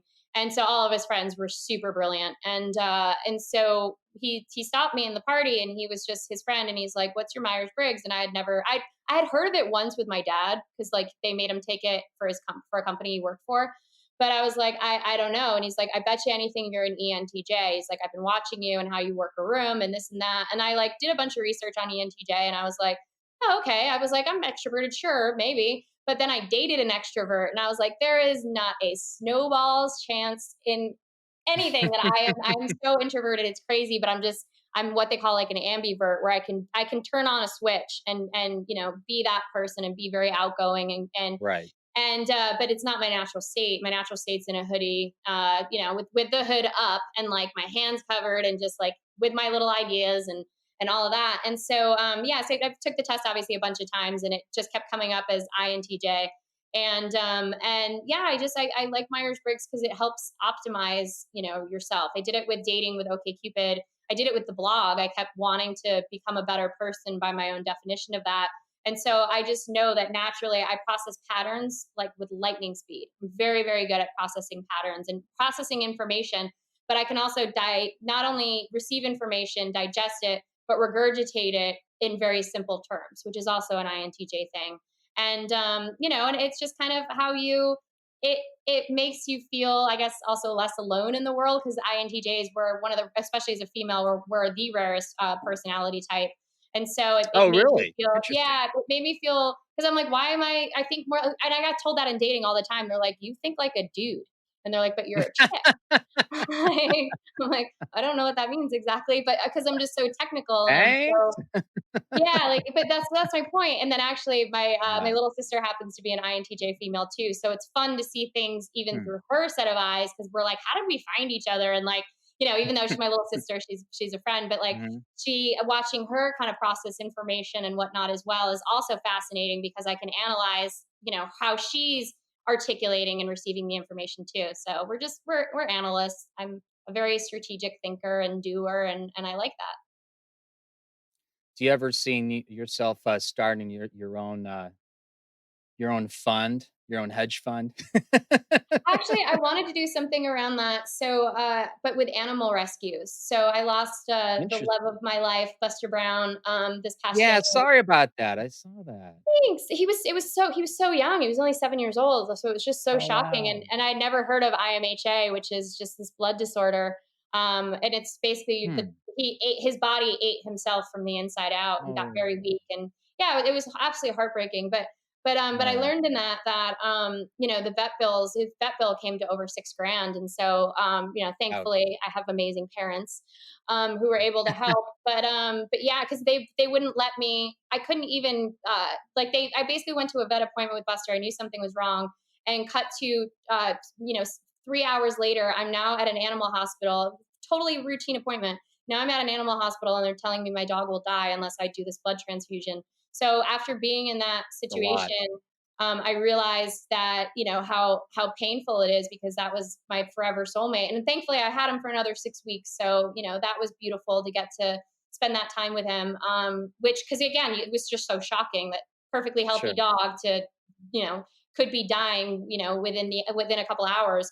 So, so I want to start some sort of fund where it's for like emergency vets. So it's like some sort of like calling it like an angel investment, thinking like angel with Oh, doggy wings. interesting. Yeah, and label it after Buster, like the Buster Brown Fund or something like Oh, that. that's so And cool. but just have it specifically for emergency, life or death situations with animals, where when they're young enough to still have a full life. Like if Buster was, Yeah. 16 years old and didn't have, eyes anymore or ears, or you know what I mean? Like Right. there's certain cases where it's like, are you doing the animal service or are you being Sure. selfish and this animal needs to be put down? So Yeah. in Buster's situation, all the money in the world wouldn't have saved him. He just got dealt a really bad deck of cards with his health. But Yeah. there are other animals out there that have responded well to the disease that he had and that have been saved. And so those are the ones that I want to try and help down the road. But yeah, I'm also going to write a little children's book about how Buster saw the world and how he kind of processed things, because his Oh, story that's was so cute. so cute, so Yeah. fascinating. And so yeah, so I'm gonna wait a little bit to write the children's book, but that dog had such an impact on my life, and so I want to definitely run some sort of fund, or I don't know what you would even necessarily call that, but manage some sort of, like, I don't know if it's like a 501c3 or some sort of organization to help people in those situations, like a grant basically. It's an interesting conversation to have. I mean, I'm aware of there's there is pet insurance out there. I'm rather skeptical of all insurance schemes, so Yeah. I'm sure that has a lot of people get denied that. But then it sounds like you're doing something that's kind of like a cross between a Kickstarter versus or a GoFundMe or some type Yes, of Buster fund. didn't. But Yeah, Buster didn't have a choice. Like you already have the couldn't have. fund, Yeah, I couldn't have gone home and started a GoFundMe, because they're like, if you bring him home, he could pass. So you're in right? that moment, and Time you're is just of the like, essence. yeah, and I'm making, the one responsible for making the decision, and you're just like, what do you do? And then I just started doing some research on it, and I was like, there's pet, like you said, there's pet insurance, and there's like GoFundMe, but there's not like a, hey, we're this organization that really loves animals that can come in Sure. and provide that emergency relief assistance. And who knows, it could be structured in 100 different ways, where it's gifted, Yeah. whether it's something where you end up paying it back, Hmm. however that ends up getting structured. But I know that animals are super fulfilling for me, and Buster left quite the impression in my life. And I tell my Yeah. fiance, I was like, I love you because I love Buster first, because he just opened up my heart in such a beautiful way. That dog was amazing. So I definitely want to do something like that in the future. I'm not big into like, in like traditional investments and things like that. That doesn't really interest me, but animals, I'm a Sure. huge passionate animal lover. Fair enough. Fair enough. Mm. Now, speaking of the costumes, go back to costumes because I noticed in our Facebook thread, um, in 2010 we did I did the interview attempt. In 2012, I'm like, hey, 96% compatible on OkCupid, and in 2016, you caught wind of my Lieutenant Frank in the women's Yes. short shorts and rainbow tactical leg warmers. So you're like, hey, I got a buddy. We kind of want to like shadow you and see what's going on. Now that it never ended up happening for whatever You reason, but inspired such an epic adventure. I have to say thank you so much. really, So yeah, what so I do? it was from you actually. So like, and it's funny because actually you met my fiance. So he has a picture with you. I was like, I know him. He took a picture with you. I'll have to send it to you. He took a picture with you at Hollywood and Highland, and I'm like, this is the smallest world ever. We're obviously in some sort of simulation. I was like, I know him. And then I told him the story. So it was Yeah, my friend Brokaw Stewart, who is just so remarkable. He just ran for mayor of San Francisco a couple years ago, and like actually like got votes. He like did, good he did for really him. well. But That's he's awesome. so passionate about his city and What's his about, name again? his name's Brokaw Stewart. I still don't believe you. And even though you wrote that way back, broadcaster, I'm like, no, that's not a real name. Yeah, That's a real he's name. That's a real yeah, person. oh yeah, he's a big Okay. influencer in San Francisco, and so we met Okay. through our mutual friend Jen Hoffman, who was on The Apprentice, and she's also an amazing human being.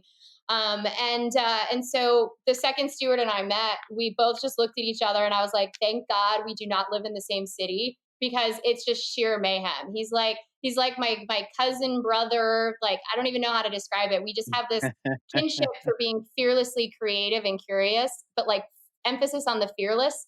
So we've crashed like so many random events and parties, and we just go for things in life. We've had so much fun together.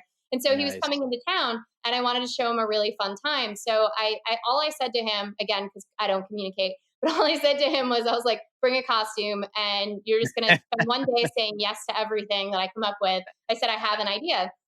So I was inspired by you and seeing your pictures over at Hollywood and Highland. And I was like, what? So the impetus was I wanted to dress up in costume and raise money for like a local food ministry, because I'm really passionate about food banks and food ministry in general. And so that was the goal. And so I dressed up as Katy Perry from the California Girls video, and I actually made the coconut or the whipped cream bra out of like spackling, and I couldn't do big sprinkles, so I used gummy bears. But I did it. I made that entire costume. Nice. And so serious cosplay effort. It was so fun, like getting in the Uber with like these massive like boobs. I was like, wow, this is actually really kind of difficult. I haven't had this life experience before. And so then we get to Hollywood and Highland, and like immediately everyone's like, can I have your picture? Can I have your picture? And then I realized, I was like, oh man, these guys are hustlers. So like I had Jack Sparrow coming up to me going like, hey, I need your picture. And then, you know, they would then go. Some of them are not, unfortunately, but thanks to Jimmy Kimmel and folks like him, we get painted with the same brush. Yeah. Basically, So sketchy homeless Spider-Man in Times Square trying to, demand $20 from you. And unfortunately, that's not everyone. no, It's like saying every banker is Wells Fargo and they steal money from you. Well, that might be an accurate thing, but but I felt bad because here these people are, this is their actual living. And so it was only like 5 minutes that I was like, oh yeah, let's raise money for this food ministry. And I was like, but I was like, we're taking money away from them. Wow. This is their occupation. We're doing this because we want a fun adventure on a Saturday. And this is the weirdest stuff that I could come up with.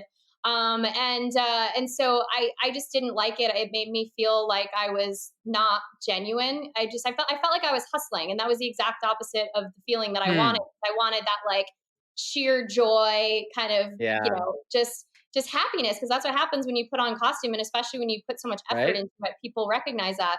And so we scrapped the plans. We made friends with everybody and took a ton of pictures. And I was like, let's just go like bar hopping basically. And let's just spread like sunshine and happiness. Because when you're in Hollywood and Highland and you're doing that, you're perceived as, oh, you're one of these people. But then when you're just randomly walking through Hollywood dressed both in costume on this sort of crawl, then people are like, you are really weird. And they're either in or they're out. So people either like don't look at you at all.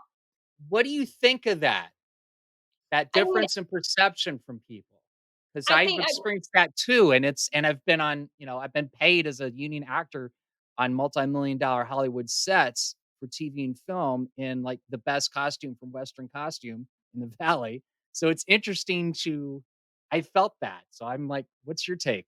I think I again view it as a friend filter. So the people that are like, because we were tweeting the entire time, and we were, posting on Instagram or on Facebook, because we're also Stuart and I both have the more the merrier mentality, where it's like, if we're on any sort of adventure, it's like anyone else who's at this vibe, at this level, like you're more than welcome to join. But if you're a little below, or if you're a little too extra, like it can get a little overwhelming. But that's what I find is especially when you're in costume, and especially when you're really taking it to that, whatever that level is that you want to take it to, that's where you find your friend filter.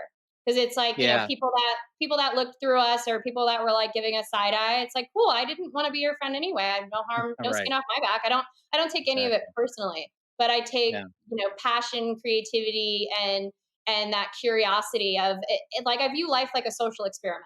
So it's like, my fiance and I will go into Koreatown, and we'll just start pulling on random doors, and there's all these like speakeasies and hostess bars. And so we've done this multiple times. So the first time I went into one, you're a little on edge, because like the hostesses, as they call them, are like in braces and have like pigtails, and it's a little unnerving. But after I did it once, I was like, okay, cool. I know what to expect. So let's do this again. And so we went to this one place, and you sit down, and you're the only, obviously we're the only white people in there, but you sit down, and we're the only people also under the age of like 40. And so then we're sitting down, and I'm looking at the menu, and like all the bottles are like $300, $600, because you can only order a bottle, because it's all very, that's how they make their money. And so we're just sitting there, and I casually will go like, oh wow, we had this somewhere before, this exact bottle that's normally like, let's say $40, that's now 600. Like, oh, we had this before, we liked it. Do you want to try it again? And we start having this conversation. Meanwhile, everyone gets really nervous around you, and it's amazing. And like, you're breaking the paradigm. Exactly, and it throws people you're very off. present.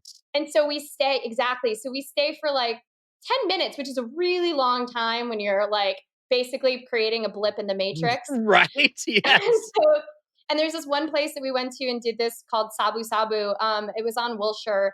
And it was just this, because, we'll be driving down the street, or we'll be going somewhere, and I'll just point at something, and then we have a list. We have like this little wiki that we have of like places we thought looked cool. And so it was this like weird, just, sign that looked like a cocktail sign that you'd see somewhere, on the rest stop before hell. It just looked really beat down. And I was like, let's go in there. There's going to be a story.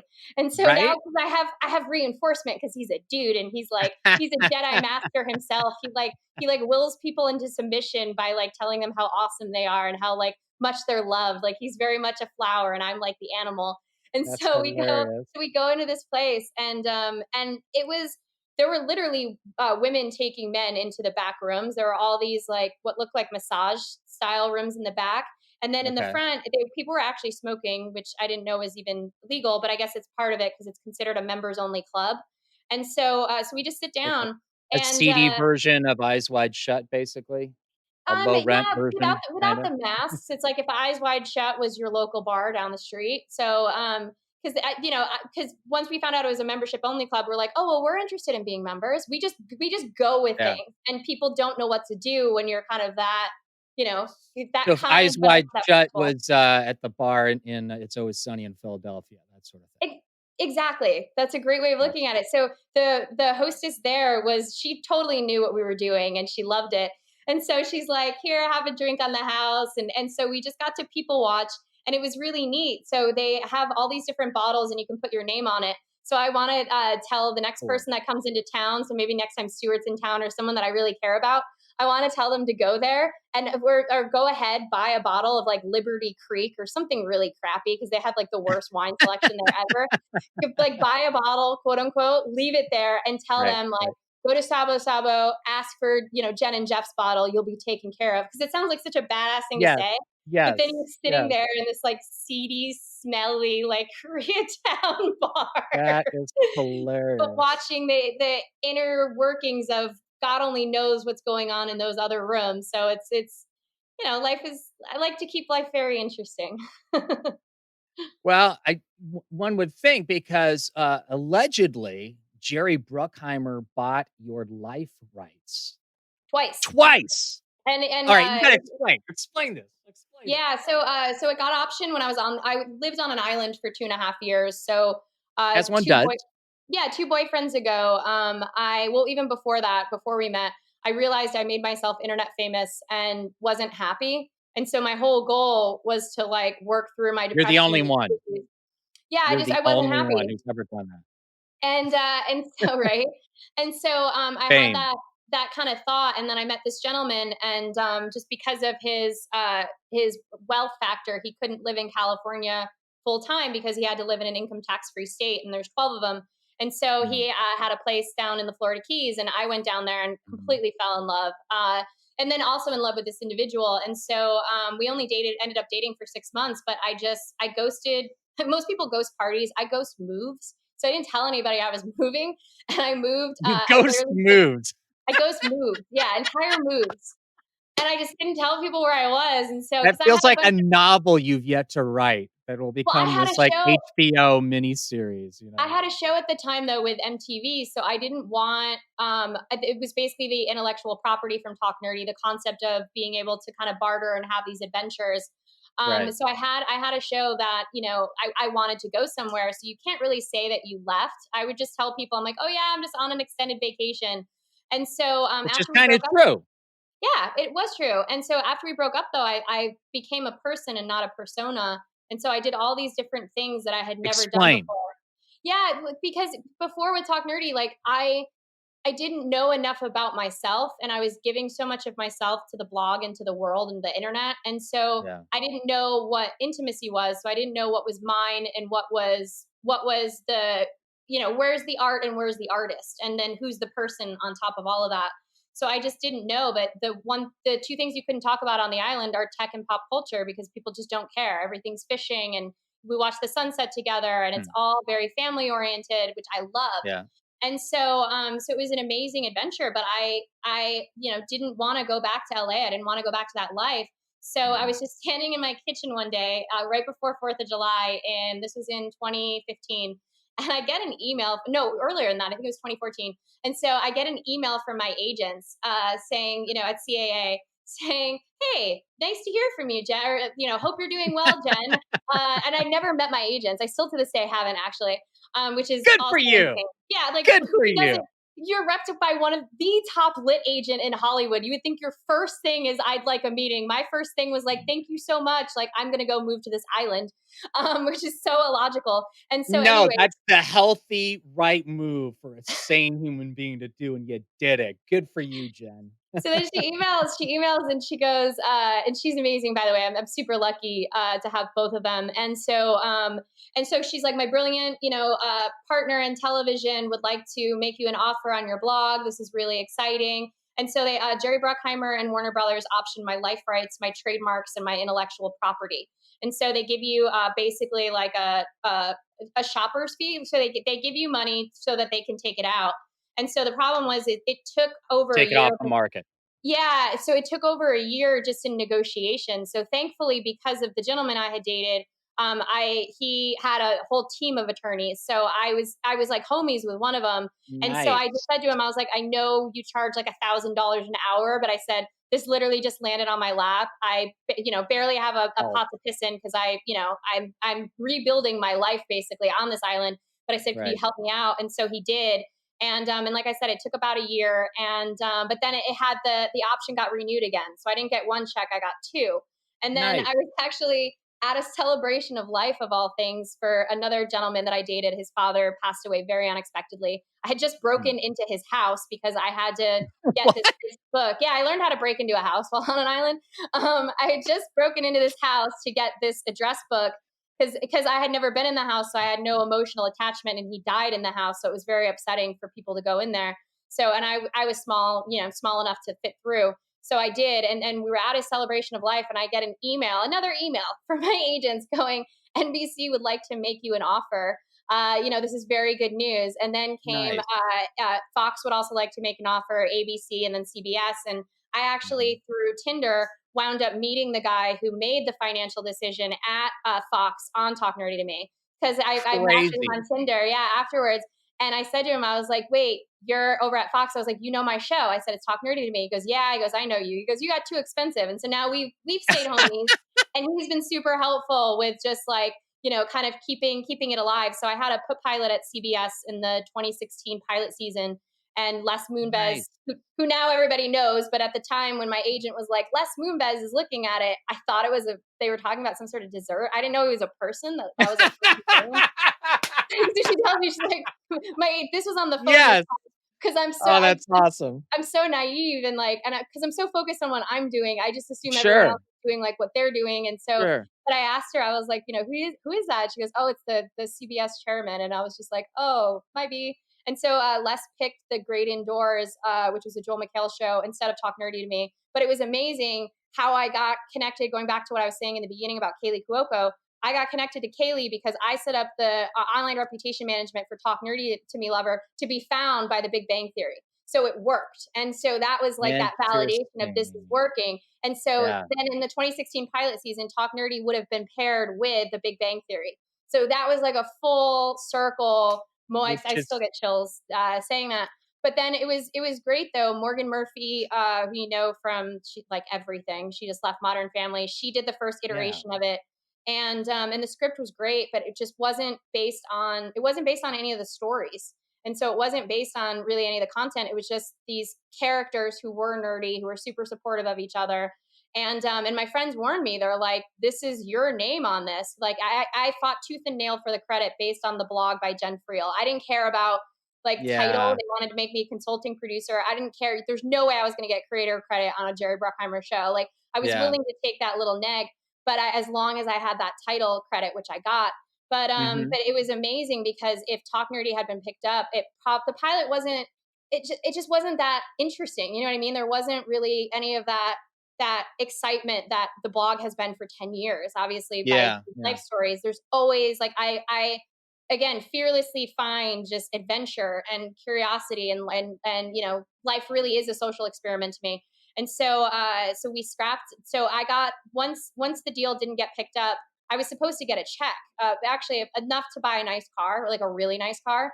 And because people always ask, they're like, well, what does it mean to sell your life rights? It's like basically I could pay rent for a couple of months on the first check, same with the second one. And then it's like I could buy a nice car. And then if it made it to, you know, an actual series, I could buy a house. That's kind of like the different gradual steps. But less apparently, I don't know why or how this happened, but my I didn't get paid out for my option. But what that meant was I got my life rights, trademarks, and intellectual property back. If I had gotten that check for the car, Bruckheimer and Warner Brothers would have owned the property, and I wouldn't have been able to redevelop it. So it was you know, not great at the time, but it was such a blessing in disguise because I not only repackaged it based on the actual website. It's about the time where I was a DIY dom and I had foot slaves. So it's about the S&M world, but told do it yourself dominatrix. But told through the lens of being Billions a nerd. Call back. Exactly, but told through the lens of being a nerd, and it's also comedic. It's about like if everyone's weird, no one's weird. So it's about a lot about self-acceptance and self-exploration and all of that. But it was the most popular series of posts that I've ever written. So it was very analytical in terms of making that decision.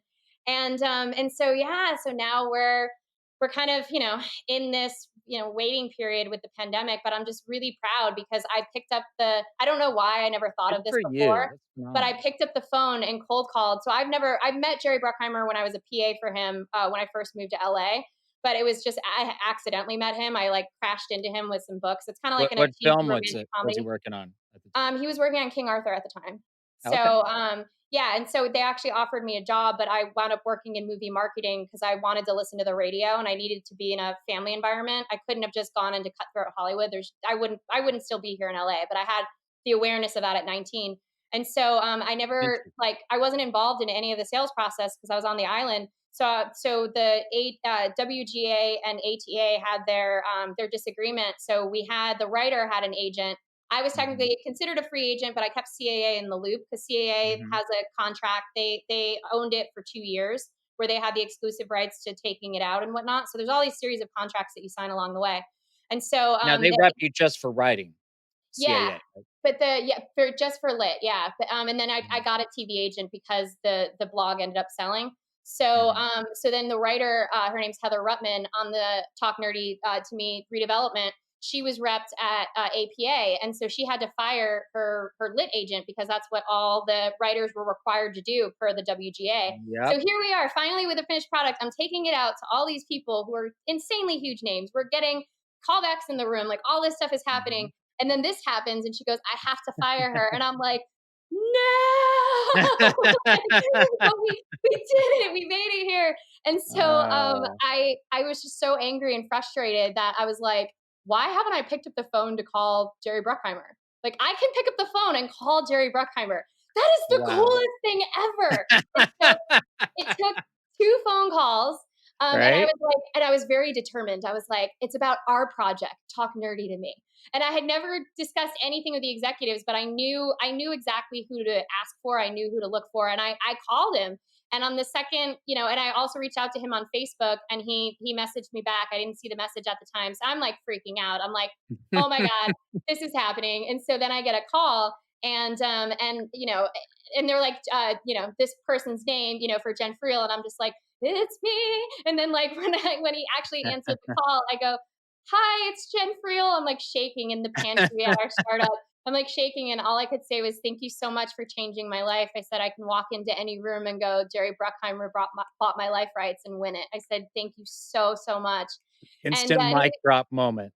totally, like it was just It's so, just one of the many cards you carry, but it was so authentic that it was like, most people probably want Yeah. to come in and go like, you've got a big jig on the table, I got a big jig on the table, and it's like, it wasn't about that. Like, I was just so thankful and so filled with so much gratitude, but also like, I know when I know something's good, I know it's good. And so I knew that the script was good, and I knew that we were getting great feedback, but like, it was That's just so cool. circumstantial that it couldn't continue the way that it could. So he actually did. He read the script and he goes, "Script is good, comedy's hard. We need a Chuck Lorre type." So, which I wound up actually doing. Yeah, but I'm like, I just heard, I was in a Mexican restaurant in Indiana, and right outside I had a meeting for my startup, and so I'm literally in this restaurant going like with all these Amish people around, because there's like a heavy Amish influence there, like Sure. getting this call that I'm like, and I'm trying to angle everything. So this is what's in front of my eyes, is this insane team that's Amish. And then I'm on the phone and he's telling me that the script is good, and just to attach a showrunner, which was kind of it was a very polite way of saying like, I read your script, it was good, which that's just getting anybody to read your script is Sure. unreal. Yeah, and Right? so that was a huge accomplishment. But like, that's what an EP does, is they bring in the showrunner. That's kind of their world. But what's so great Yeah. is was at least able to say, this particular individual, but Jerry Bruckheimer in general, because that's what he is. And I said, they said the script is good, comedy's hard, we need a Chuck Lorre type. So I was able to still keep things going, because I don't stop when I believe in something. I'm like a rabid dog. And so I just literally cold called and used my connections, and it worked. And so I'm so excited after the Good for pandemic you.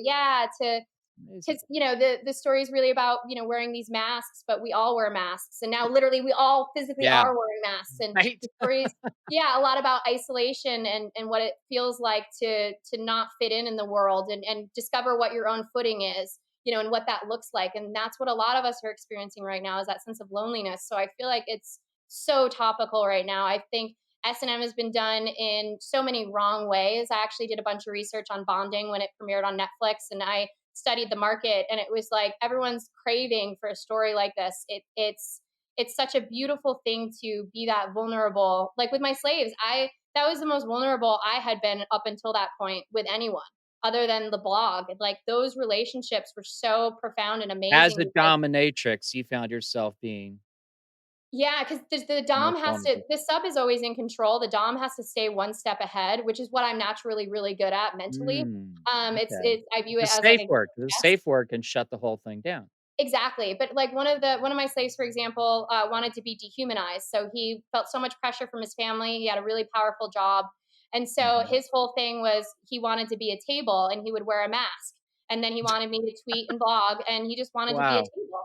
And so, but do Interesting. you know how like the journey up until that point, like, it's not like you just start off by going, today I'm going to be a table. Right? Exactly. Like, the progression of it. And I had one slave, What's which that story I like? so appreciate, because he's living his authentic self. And I had one slave who didn't tell his girlfriend. Now none of the relationships were sexual of any kind. It was like, they rubbed my feet, so it's like the equivalent of rubbing my elbow. And they It would was a bring, I power wouldn't thing. accept, yeah, I wouldn't accept money. I only accepted a tribute, which was, like a bottle of Mhm. wine, or something very specific that like Mhm. just wanted. And so like, that was always like my boundaries. And so I had a slave's girlfriend text and call me, and I had to be like, lady, I don't know anything that you're talking. Like, I had to protect my slave in that moment, because he obviously wasn't at a place of comfort where he felt he could be vulnerable and open in his own relationship.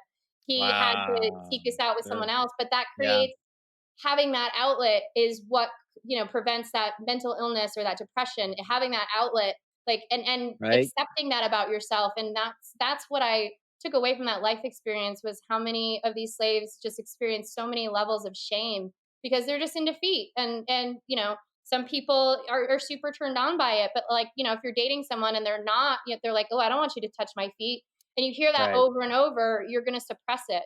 And so that's what I find was And you so believe beautiful about you're that a life bad experience. person, and then, Mhm.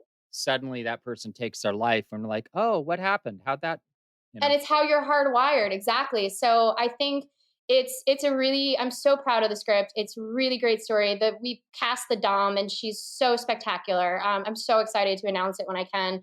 I mean, she just came off a Steven Soderbergh project, and I'm like, oh my god, this is actually Nice. happening. Like, yeah, I'm like what? Like, this is like life is so surreal right now. It's like literally it's surreal, but also professionally it is, because it's just great. She was our first choice, and we got her, and so I'm just excited to tell this story when we can. And I've been fighting myself a lot because I'm like, I'm just such a doer. So I'm like, let's just go into You production. Let's burst figure into it the out. seams. You wanna share it, but it's like, you can't Yeah, 'cause it's but I'm not like, it's if not if there I yet. Yeah. but I have to put myself in check because now we have like an actual production team behind it, and I have to communicate this with the writer.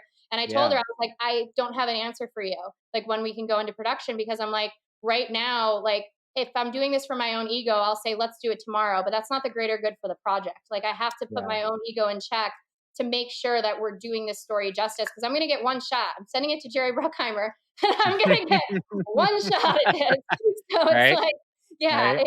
I get one shot to get him on Yeah. board, and officially. So, but I'm willing to take it, and and you never know. There's a world where now the content game has changed so dramatically. So there's so many different options. So I think that's what's really exciting too. Is There are. we don't really need the same. I've already built out a world where it's just structured as its own business model, and it's like that's even exciting to me. But I want to see this through. I want to show Jerry the way that I kind of vision this, and I'm yeah, excited I for worked you. up. That's amazing. Right, like so cool. I'm a first time director, and Yeah. it's like, oh, who are you sending this to? Jerry Bruckheimer. So Do you see I'm really yourself as excited. a role model? I'm sorry. Do you see yourself as a role model? Do I see myself as a role model? Well, I try to be just to myself. You know what I mean? Like I feel like by being authentic, that automatically makes you a role model to people, because a lot of people can't be their authentic versions of themselves, because again, it takes vulnerability and strength. But I don't. I lived a world where I thought I was really, really, very proud of myself for a while, but like in an unhealthy way. It was like a lot of bravado, and so like I don't want to be that person ever again. Yeah. But I just like the evolution of how all of this began with just $10 to secure a domain, an idea, and now I'm sitting here having a conversation saying I'm going to send my directorial debut to Jerry Bruckheimer, and I didn't sleep my That's way to so the top. cool. I just worked really hard, and Yeah. that is Yeah. amazing to even be able to say that, and I'm so grateful to him and to just everyone that I'm sitting in these meetings, and I'm looking around, I'm in people's personal offices of like so many big celebrities that I'm such a fan of, and I'm like freaking out, and then you see like what's in their office, and I was in this one office, and she's like hanging with Beyonce and Oh, Oprah, and I'm just like, you're just nice. staring at all this different stuff, and I'm like, Right? if the journey is the destination, I have had such a fun time being here, such an epic experience, and so whatever is going to be will be with this pandemic, but kind of allowing myself to let go has been difficult, but I feel like it's the right thing to do. So we'll see what happens afterwards. Yeah. I'm so excited for your project. But the reason I ask about do you see yourself as a role model, because I noticed that you spoke at the Women Powering Technology Summit, and I got to imagine there are people in the audience who um, did not have your celebrity or your success, and they're listening to you speak, and they would love to have a little bit of both, perhaps, and they're wondering like, how do I, you know, I mean, as a dude, I look around, it's still a man's world. It's a white Yeah. man's world. It's like there's sexism, there's racism, it's rampant, and all of that has unfortunately survived the pandemic. So, as someone who is a woman in media and tech, very male dominated worlds, you've created your own success. So, Yeah. But I uh, think it's I don't take no for an answer. When I believe in something so passionately, like I mean, I lived in a corporate sponsored car. Like, you're not like when you couch surf and you're waking up in all these different places, you're I was feeding my soul at times when I couldn't feed my belly. You know what I mean? So yeah, that was like the foundation that all of this was built on. So if this is my step now, which is amazing, and I'm so grateful to be here and all of that, like, but truly not like with the bravado that I had earlier.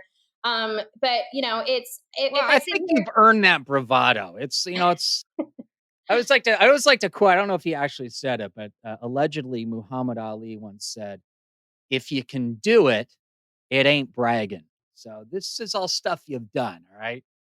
it's been amazing. It was all just kind of foot in front of the other, one step, but like setting an intention, not knowing how it's going to manifest, but holding that intention to be true. I knew for years this was going to be a TV show. Mary Parent optioned it originally as well. And then that turned into what became of the MTV show. Or technically, it was a little not Mary's was scripted, and then the MTV show is through a company called the T Group. But I've had all these different iterations of it. But I think it took all that journey that I went through to really be like, no, this has to be from my vision. This has to be told, Yeah. through this angle. And I don't think I had that confidence before all of this. So, yeah, but if I congratulate myself too much, then you're not focused on whatever's next. And I think that's how I've able to stay so far ahead, is because at any given moment, I have my hands in so many different things. Well, since you broached the subject, what is next? The pilot. Yeah, I'm so excited. The It's just pilot we been, can't talk about because it's well, it's not just, I quite can't. there yet. Yeah, well, I mean, it is technically there. The problem is we just can't go into production right now. So I'm like I said, really proud of the script. Bruckheimer is going to be the first, outside of all of us, Bruckheimer involved in the production. Bruckheimer will Mhm. be the first person to see it. And yeah, and I got the lead actress just through the producers that are helping out. They're basically the line producers on it. They're like, the lead actress is their old neighbor. And so we just grabbed, she ordered a large hot chocolate at this one coffee shop that we met at, and she's just so drop dead gorgeous in person, and you're like, I'm obsessed with you. And what's great for her is she's always played the bad girl, and so she gets to be the good girl and the bad girl in the series, so she's equally as excited. So yeah, I'm ready to work. I'm ready to get to it, but I want to, kind of clear house, so to speak, and make sure that, all my ducks are in a row with my own emotions, with my own sense of self, before going into something like this. Because again, I'm going to get one shot at this. I mean, Sure, potentially yeah. more, but I want Bruckheimer attached, so I'm going to get one shot at showing him something good. It's amazing how many it's like the rocket launch, SpaceX that got canceled yesterday due to weather. It's amazing, film productions, how many moving parts they have, how intricate they are, and how one Too little thing can many. go wrong and it derails the entire project, and people have no idea. It's, like, amazing, the amount of time, the number of people that are involved So to many. make 1 minute that you see on TV or film. It's mind-blowing, and especially when you're dealing with, like, a Jerry Bruckheimer and that kind of a budget. I mean, like, are there gonna be explosions? Because when people hear Jerry Bruckheimer, they're like, you know, No, is it's Tom Cruise gonna come flying But you into also the space? forget that Bruckheimer did Flashdance. Bruckheimer did Coyote He Ugly. Like did Flashdance? he did Flashdance, yeah. So Oh, he did with Coyote with Ugly? his Okay, okay. then producing partner Don Simpson, who unfortunately passed away. But Yeah, yeah, yeah, he's okay. always known for. Actually, I have a book behind me that I won at a charity event, the Erase for MS. I was like, if he bought my life rights, I can buy his book. And so it's about 40 Right, years of his. fair Yeah, it's enough. about 40 years of his career, and he is such a fascinating individual. He's really big into photography and hockey. Actually, my neighbor plays hockey with him too, and my doctor is friends with him. So it's such a small, incestuous world in Hollywood. Like my It doctor this really past year is. was like, make sure you say hi to Jared and Linda for me. Like tell him Dr. Pat says hello. Like I'm like, Well, what is going shame on? on me for being undereducated about Jerry Bruckheimer. I gotta go back to But his the life story school, is super interesting. And I right? my brother and I growing up, like we were obsessed with Don Simpson and Jerry Bruckheimer. Like those were the movies that like I literally grew up on. So not only the Mhm. biggest fangirl of his, but like to have this opportunity is it's just unbelievable. It's still, I don't think, fully sinks in, because even when he was reading the script, like I basically couldn't breathe for the first couple of days after that, because like once you hit send, like that was, again, talking about vulnerability, that was one of the most Sure. vulnerable moments of my writing Yeah, career. And it wasn't even my writing, it was Heather Rutman's yeah, writing, but it was my story. And I'm like, I'm yeah. now sending this to the man who developed my other life, the other version of my life story. It's like Right, right. it's so surreal. I hope it doesn't ever become normal, because then I think it would take away some of the excitement. But I'm ready now more than ever. I'm so excited, and we'll see. We're figuring out the pandemic with everybody else, and but I'm Yeah. excited. We got a great team, and hopefully we can do something really cool with it. I guess they're trying to do something at Warner Brothers here in LA. And sounds like they're gonna quarantine the cast and crew at the Sheraton right there, right next door. And then Tyler Yeah. Perry, I guess he's got a couple TV shows in production. He's literally flying cast and crew in on his private jet into his new studios in Georgia. Yeah, So I guess it's definitely going to those be are the test interesting times. cases to see what productions can be now post pandemic. Yeah, but that's the point. So instead of my own ego coming in, going, we were supposed to be in production, so let's go into production. Like there's a beauty in kind of not forcing things, and there's a beauty in letting go of certain things Sure. because, yeah, it if it really is for greater good, and if it really is for doing the best job for the production, like things just naturally fall into place when they're meant to be. There's a reason why it's not happening right now. And I don't know what that is yet, but we're gonna explore it like everyone else. Yeah, I Yeah. gotta be honest. If I had something in production myself personally, I'd be kind of wanted to wait like at least a year and just see how I want other people, other productions to make the mistakes and kind of be the beta. Yeah. You know what I mean? I don't know. I Yeah, just for me, that's we're lucky how in that we're gonna have like a smaller the production team behind it traditionally does like lower this is a budgeted series stuff. that you're doing, right? Not a film. Yeah, well, we're shooting the pilot. So we're shooting the Okay, pilot, and actually, it's pretty awesome how we're doing it. We're doing it through sex toy product placement. So nice. sex toy companies can't market through traditional media outlets, and so I just think that's ridiculous. And it's mostly female sex toys that Viagra Yeah, gets advertised, but you can't right, talk about a vibrator. So there's kind right. of a movement behind that, if you will, that we're doing. We're going to do a PSA after the pilot airs, that just basically with the cast and whatever, sex toy company comes in, and the Hmm. CEO wants to be a part of it with the cast. But the idea is to take kind of the stigma out of sexuality, because we live in such a puritanical culture. It's like in tech, we don't need to Still, right? still, yeah, but the advertising dollars, they have just as big of a budget as your Ford, as your Nike. They have Yeah, massive budgets, and right. especially during the pandemic, like basically cam girls and sex toys have been like selling off they've been very lucrative, let's just say. So Yeah. so I'm excited to not only have a project that I really believe in, but to be championing a cause that I believe in so much. Because if we all just quite frankly had more sex, and if we all explored ourselves more, we'd be so much more authentic as a society. Because it's not only like decreases your stress, but it allows that, again, freedom within Endorphins yourself. flowing. Yeah, Yeah, and owning your absolutely. own sexuality. But how do you do that? I mean, you either through people or through toys. It's like, come on, let's Right. start a conversation around it. Yeah. It's so funny how many things are still so taboo in our culture, even in this late date of 2020. It's kind of mind blowing. I grew up very religious, so I wrote a poem called "Son of Elmer Gantry's Bitch." So, yeah,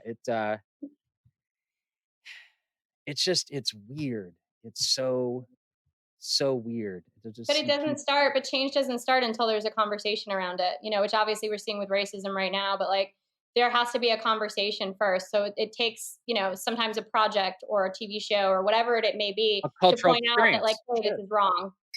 Yeah. And what can we do, or what can we do about it? And it's obviously not going to happen overnight, but it's at least enough to generate a conversation, which then inadvertently gets people to champion behind the TV show. It's funny how, like we had The Big Short a decade ago, which is arguably the last, big major tectonic change in culture. Nobody went to jail with Um, what the banks did. But if yeah. you sell a vibrator, you could go to jail if you try to advertise it on a TV It's show. ridiculous. Absolutely Yeah. ridiculous. It's just So like, that's what we're hoping to change with the conversation, and we'll see. But I believe in it, and so historically speaking, when I believed in something, mountains could be moved. So I'm just gonna keep on keeping on. plus with your personality type, you got 17,000 3-level chess games going on in your head there. So before it actually comes out, it's been thought I've through many I've different analyzed a lot. iterations, many Yeah. different versions of the Matrix, and you're like, okay, But it's always funny because I feel like that's what's so amazing about life too, is I am a strategist. So I think of A, B, C, D, and E for like everything. Even like when I go into spend time in buildings, like I know every escape. It's like a weird thing. It's a quirk that I have. But No, I that's not a weird thing. That's not a weird thing. That might be a female thing. yeah, I had an ex-fiance, and she had, let's just say, an experience when she was a child, and from that experience, she learned, and from this, ever since, every room she's in, she knows exactly how many and where all the yeah, and exits how to are. get it. Yeah, that's true. It So, actually probably is a female thing. But I think what's great about kind of being a strategist is the surprises that come along with it. Because like, life, you can't plan life. I couldn't have right, planned my fiance. I the couldn't have planned my variables. career. Yeah, so there's so many variables that at any given moment you just had no idea even existed. So it's the surprise that makes it so fun. That like, wow, I completely missed that one, or like completely didn't see that one coming. Like Right. I'm on an island and I get a call from the most powerful producer in Hollywood, or email technically, most Yeah, powerful yeah. producer in Hollywood wanting to buy my blog after 4 or 5 years of nonstop generals and meetings with like half of the town. And I'm on this Wow. island nursing my broken heart when I get the call. Yeah, yeah. It's so bizarre. But that's the best part about being a strategist is you're not always right, and that's also really great. It keeps it fun. It does. Jen, I could talk to you for another 90 minutes, but I think we gave people a good sense of who you are. And if people want to, we'll have links in the page for the episode. But I guess people go to um, talknerdytomelover.com. Yeah, Is it that? talknerdytomelover.com. My Instagram is talknerdytomelover. My Twitter is at Jen Friel, JenFriel, and same with Facebook. So I read everything. I write back. So please, I'd love to hear from you and I hear your can testify to that. We've had a story. Facebook Right? Yeah. Messenger relationship. Actually, you put me on. I didn't even mention this. I'm on your what is it? I'm one of 439 dudes on your hot nerds list on, Nice. on Twitter. You're welcome. I know. Now you got 439 dudes that are like, oh. No, thank you so much for having me, and congrats on all your successes. And still, obviously, it takes consistency to do. Even though this particular show is rather new, but obviously, podcasting is your thing, 'cause you were doing it almost a decade ago. So that's really commendable that you're still at it, because most I had people, the idea, you yeah, know. that's great though. I have no idea what I'm doing, but I just figured let's get some interesting people that, I think are groovy, and let's chat, It's As Jeff great. Garland used to say when he had a podcast for Hot Minute, we're just having it's a conversation. We're having a Yeah, conversation. We're in conversation. I love it. Well, congrats on all your current success, future success, and yeah, and I thanks so much for having me. Well, thanks so much for being on, Jen. Jen Friel, everyone. Jen Friel has a fella now, and it's not me, which is probably best for everyone involved. But seriously, Jen is building her empire, and it is impressive. I just hope she doesn't forget me when she's casting that Jerry Bruckheimer film. She'll get input or have input, right? I don't know. See, this is why with each passing day, I'm more reluctant to like have jobs and hand things over to other folks because, I just hear so many stories. You create some art, but then you try to get some money up front, and that's where you get screwed because they're like, yeah, no problem. And then there's fine print that, hopefully you read, hopefully you have representation, attorneys and whatnot that can help you. But, especially artists, sometimes you don't always pay attention to those. But so happy to get to finally talk to Jen on the podcast, which apparently was a decade in the making. I didn't even remember that. But that just goes to show that this is something that's been on my mind for a while. I hope you guys like it. I hope you enjoy it. We're getting out of the pandemic. I'm plugging in some new things into what I do as far as causes. It definitely includes Black Lives Matter, as well as Ground Game LA. There's the bail fund. There's also NAACP as a legal defense fund. There's organizations that look specifically into how police departments are built and run and structured. There's a lot of cool stuff that you can get involved with.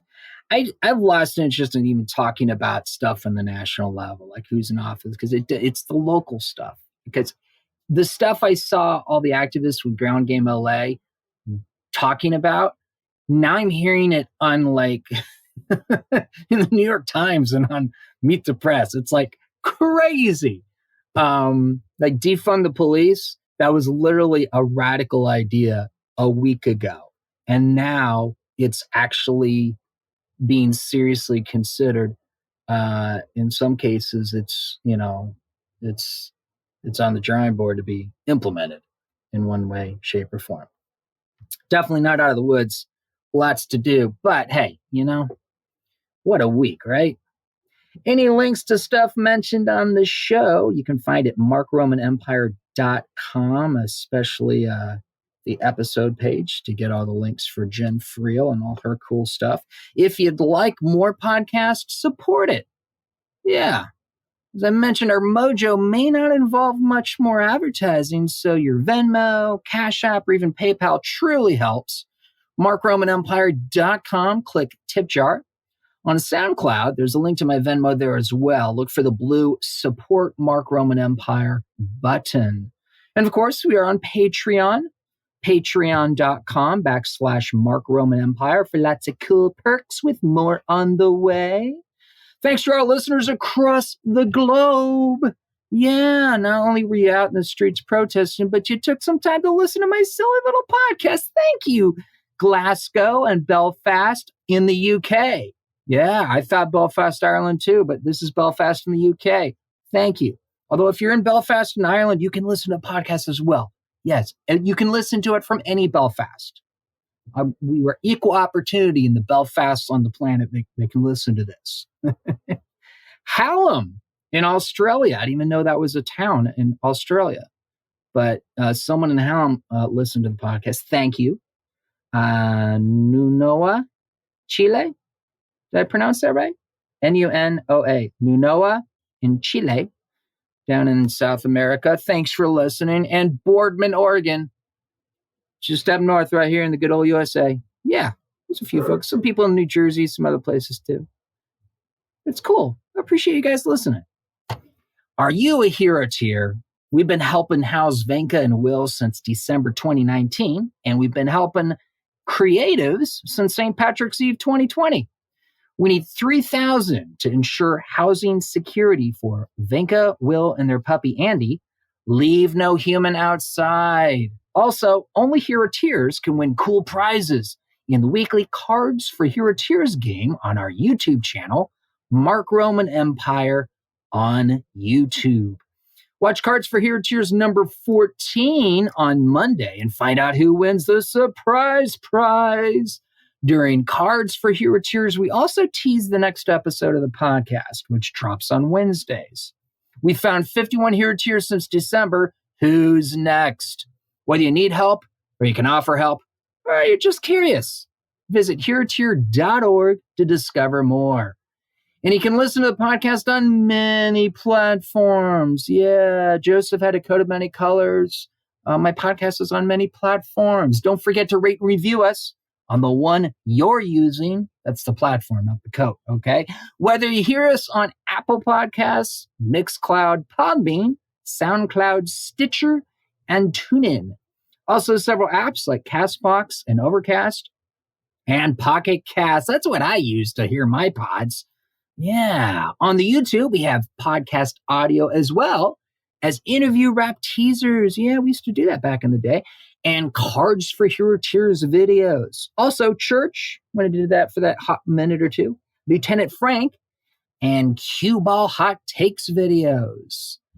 And then what seems to have shot to number one, the video sensation on my YouTube, my impression of Bill Burr is apparently very popular.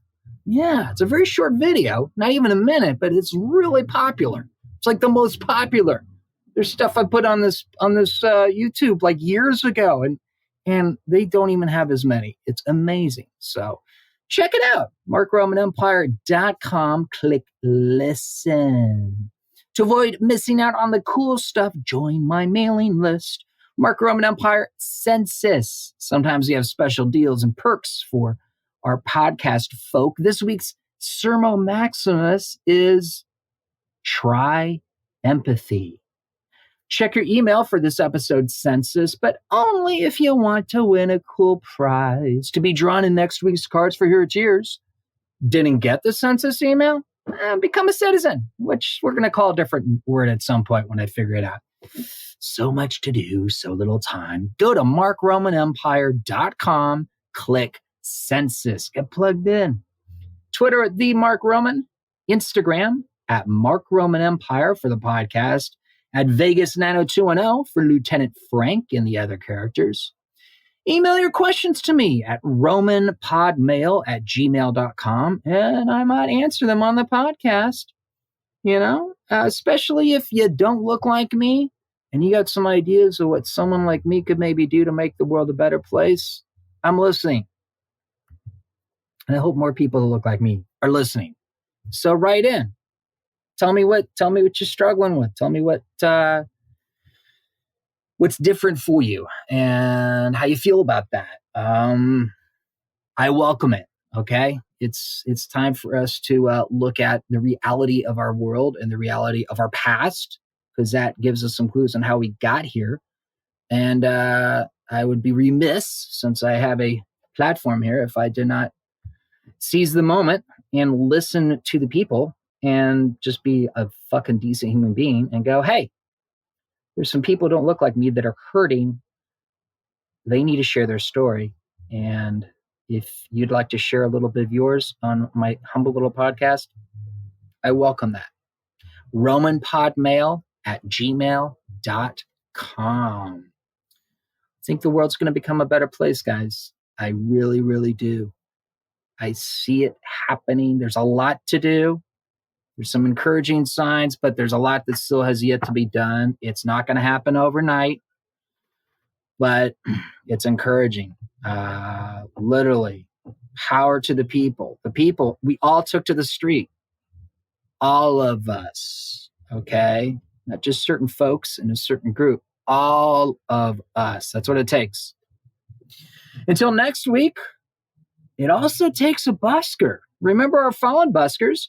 Clanelyn Monroe, Prince St. Paul, Christopher Dennis, and Alexander Desser. No fear, hero cheer. Black lives matter. I am the Mark Roman. I am mentally ill. How can I help?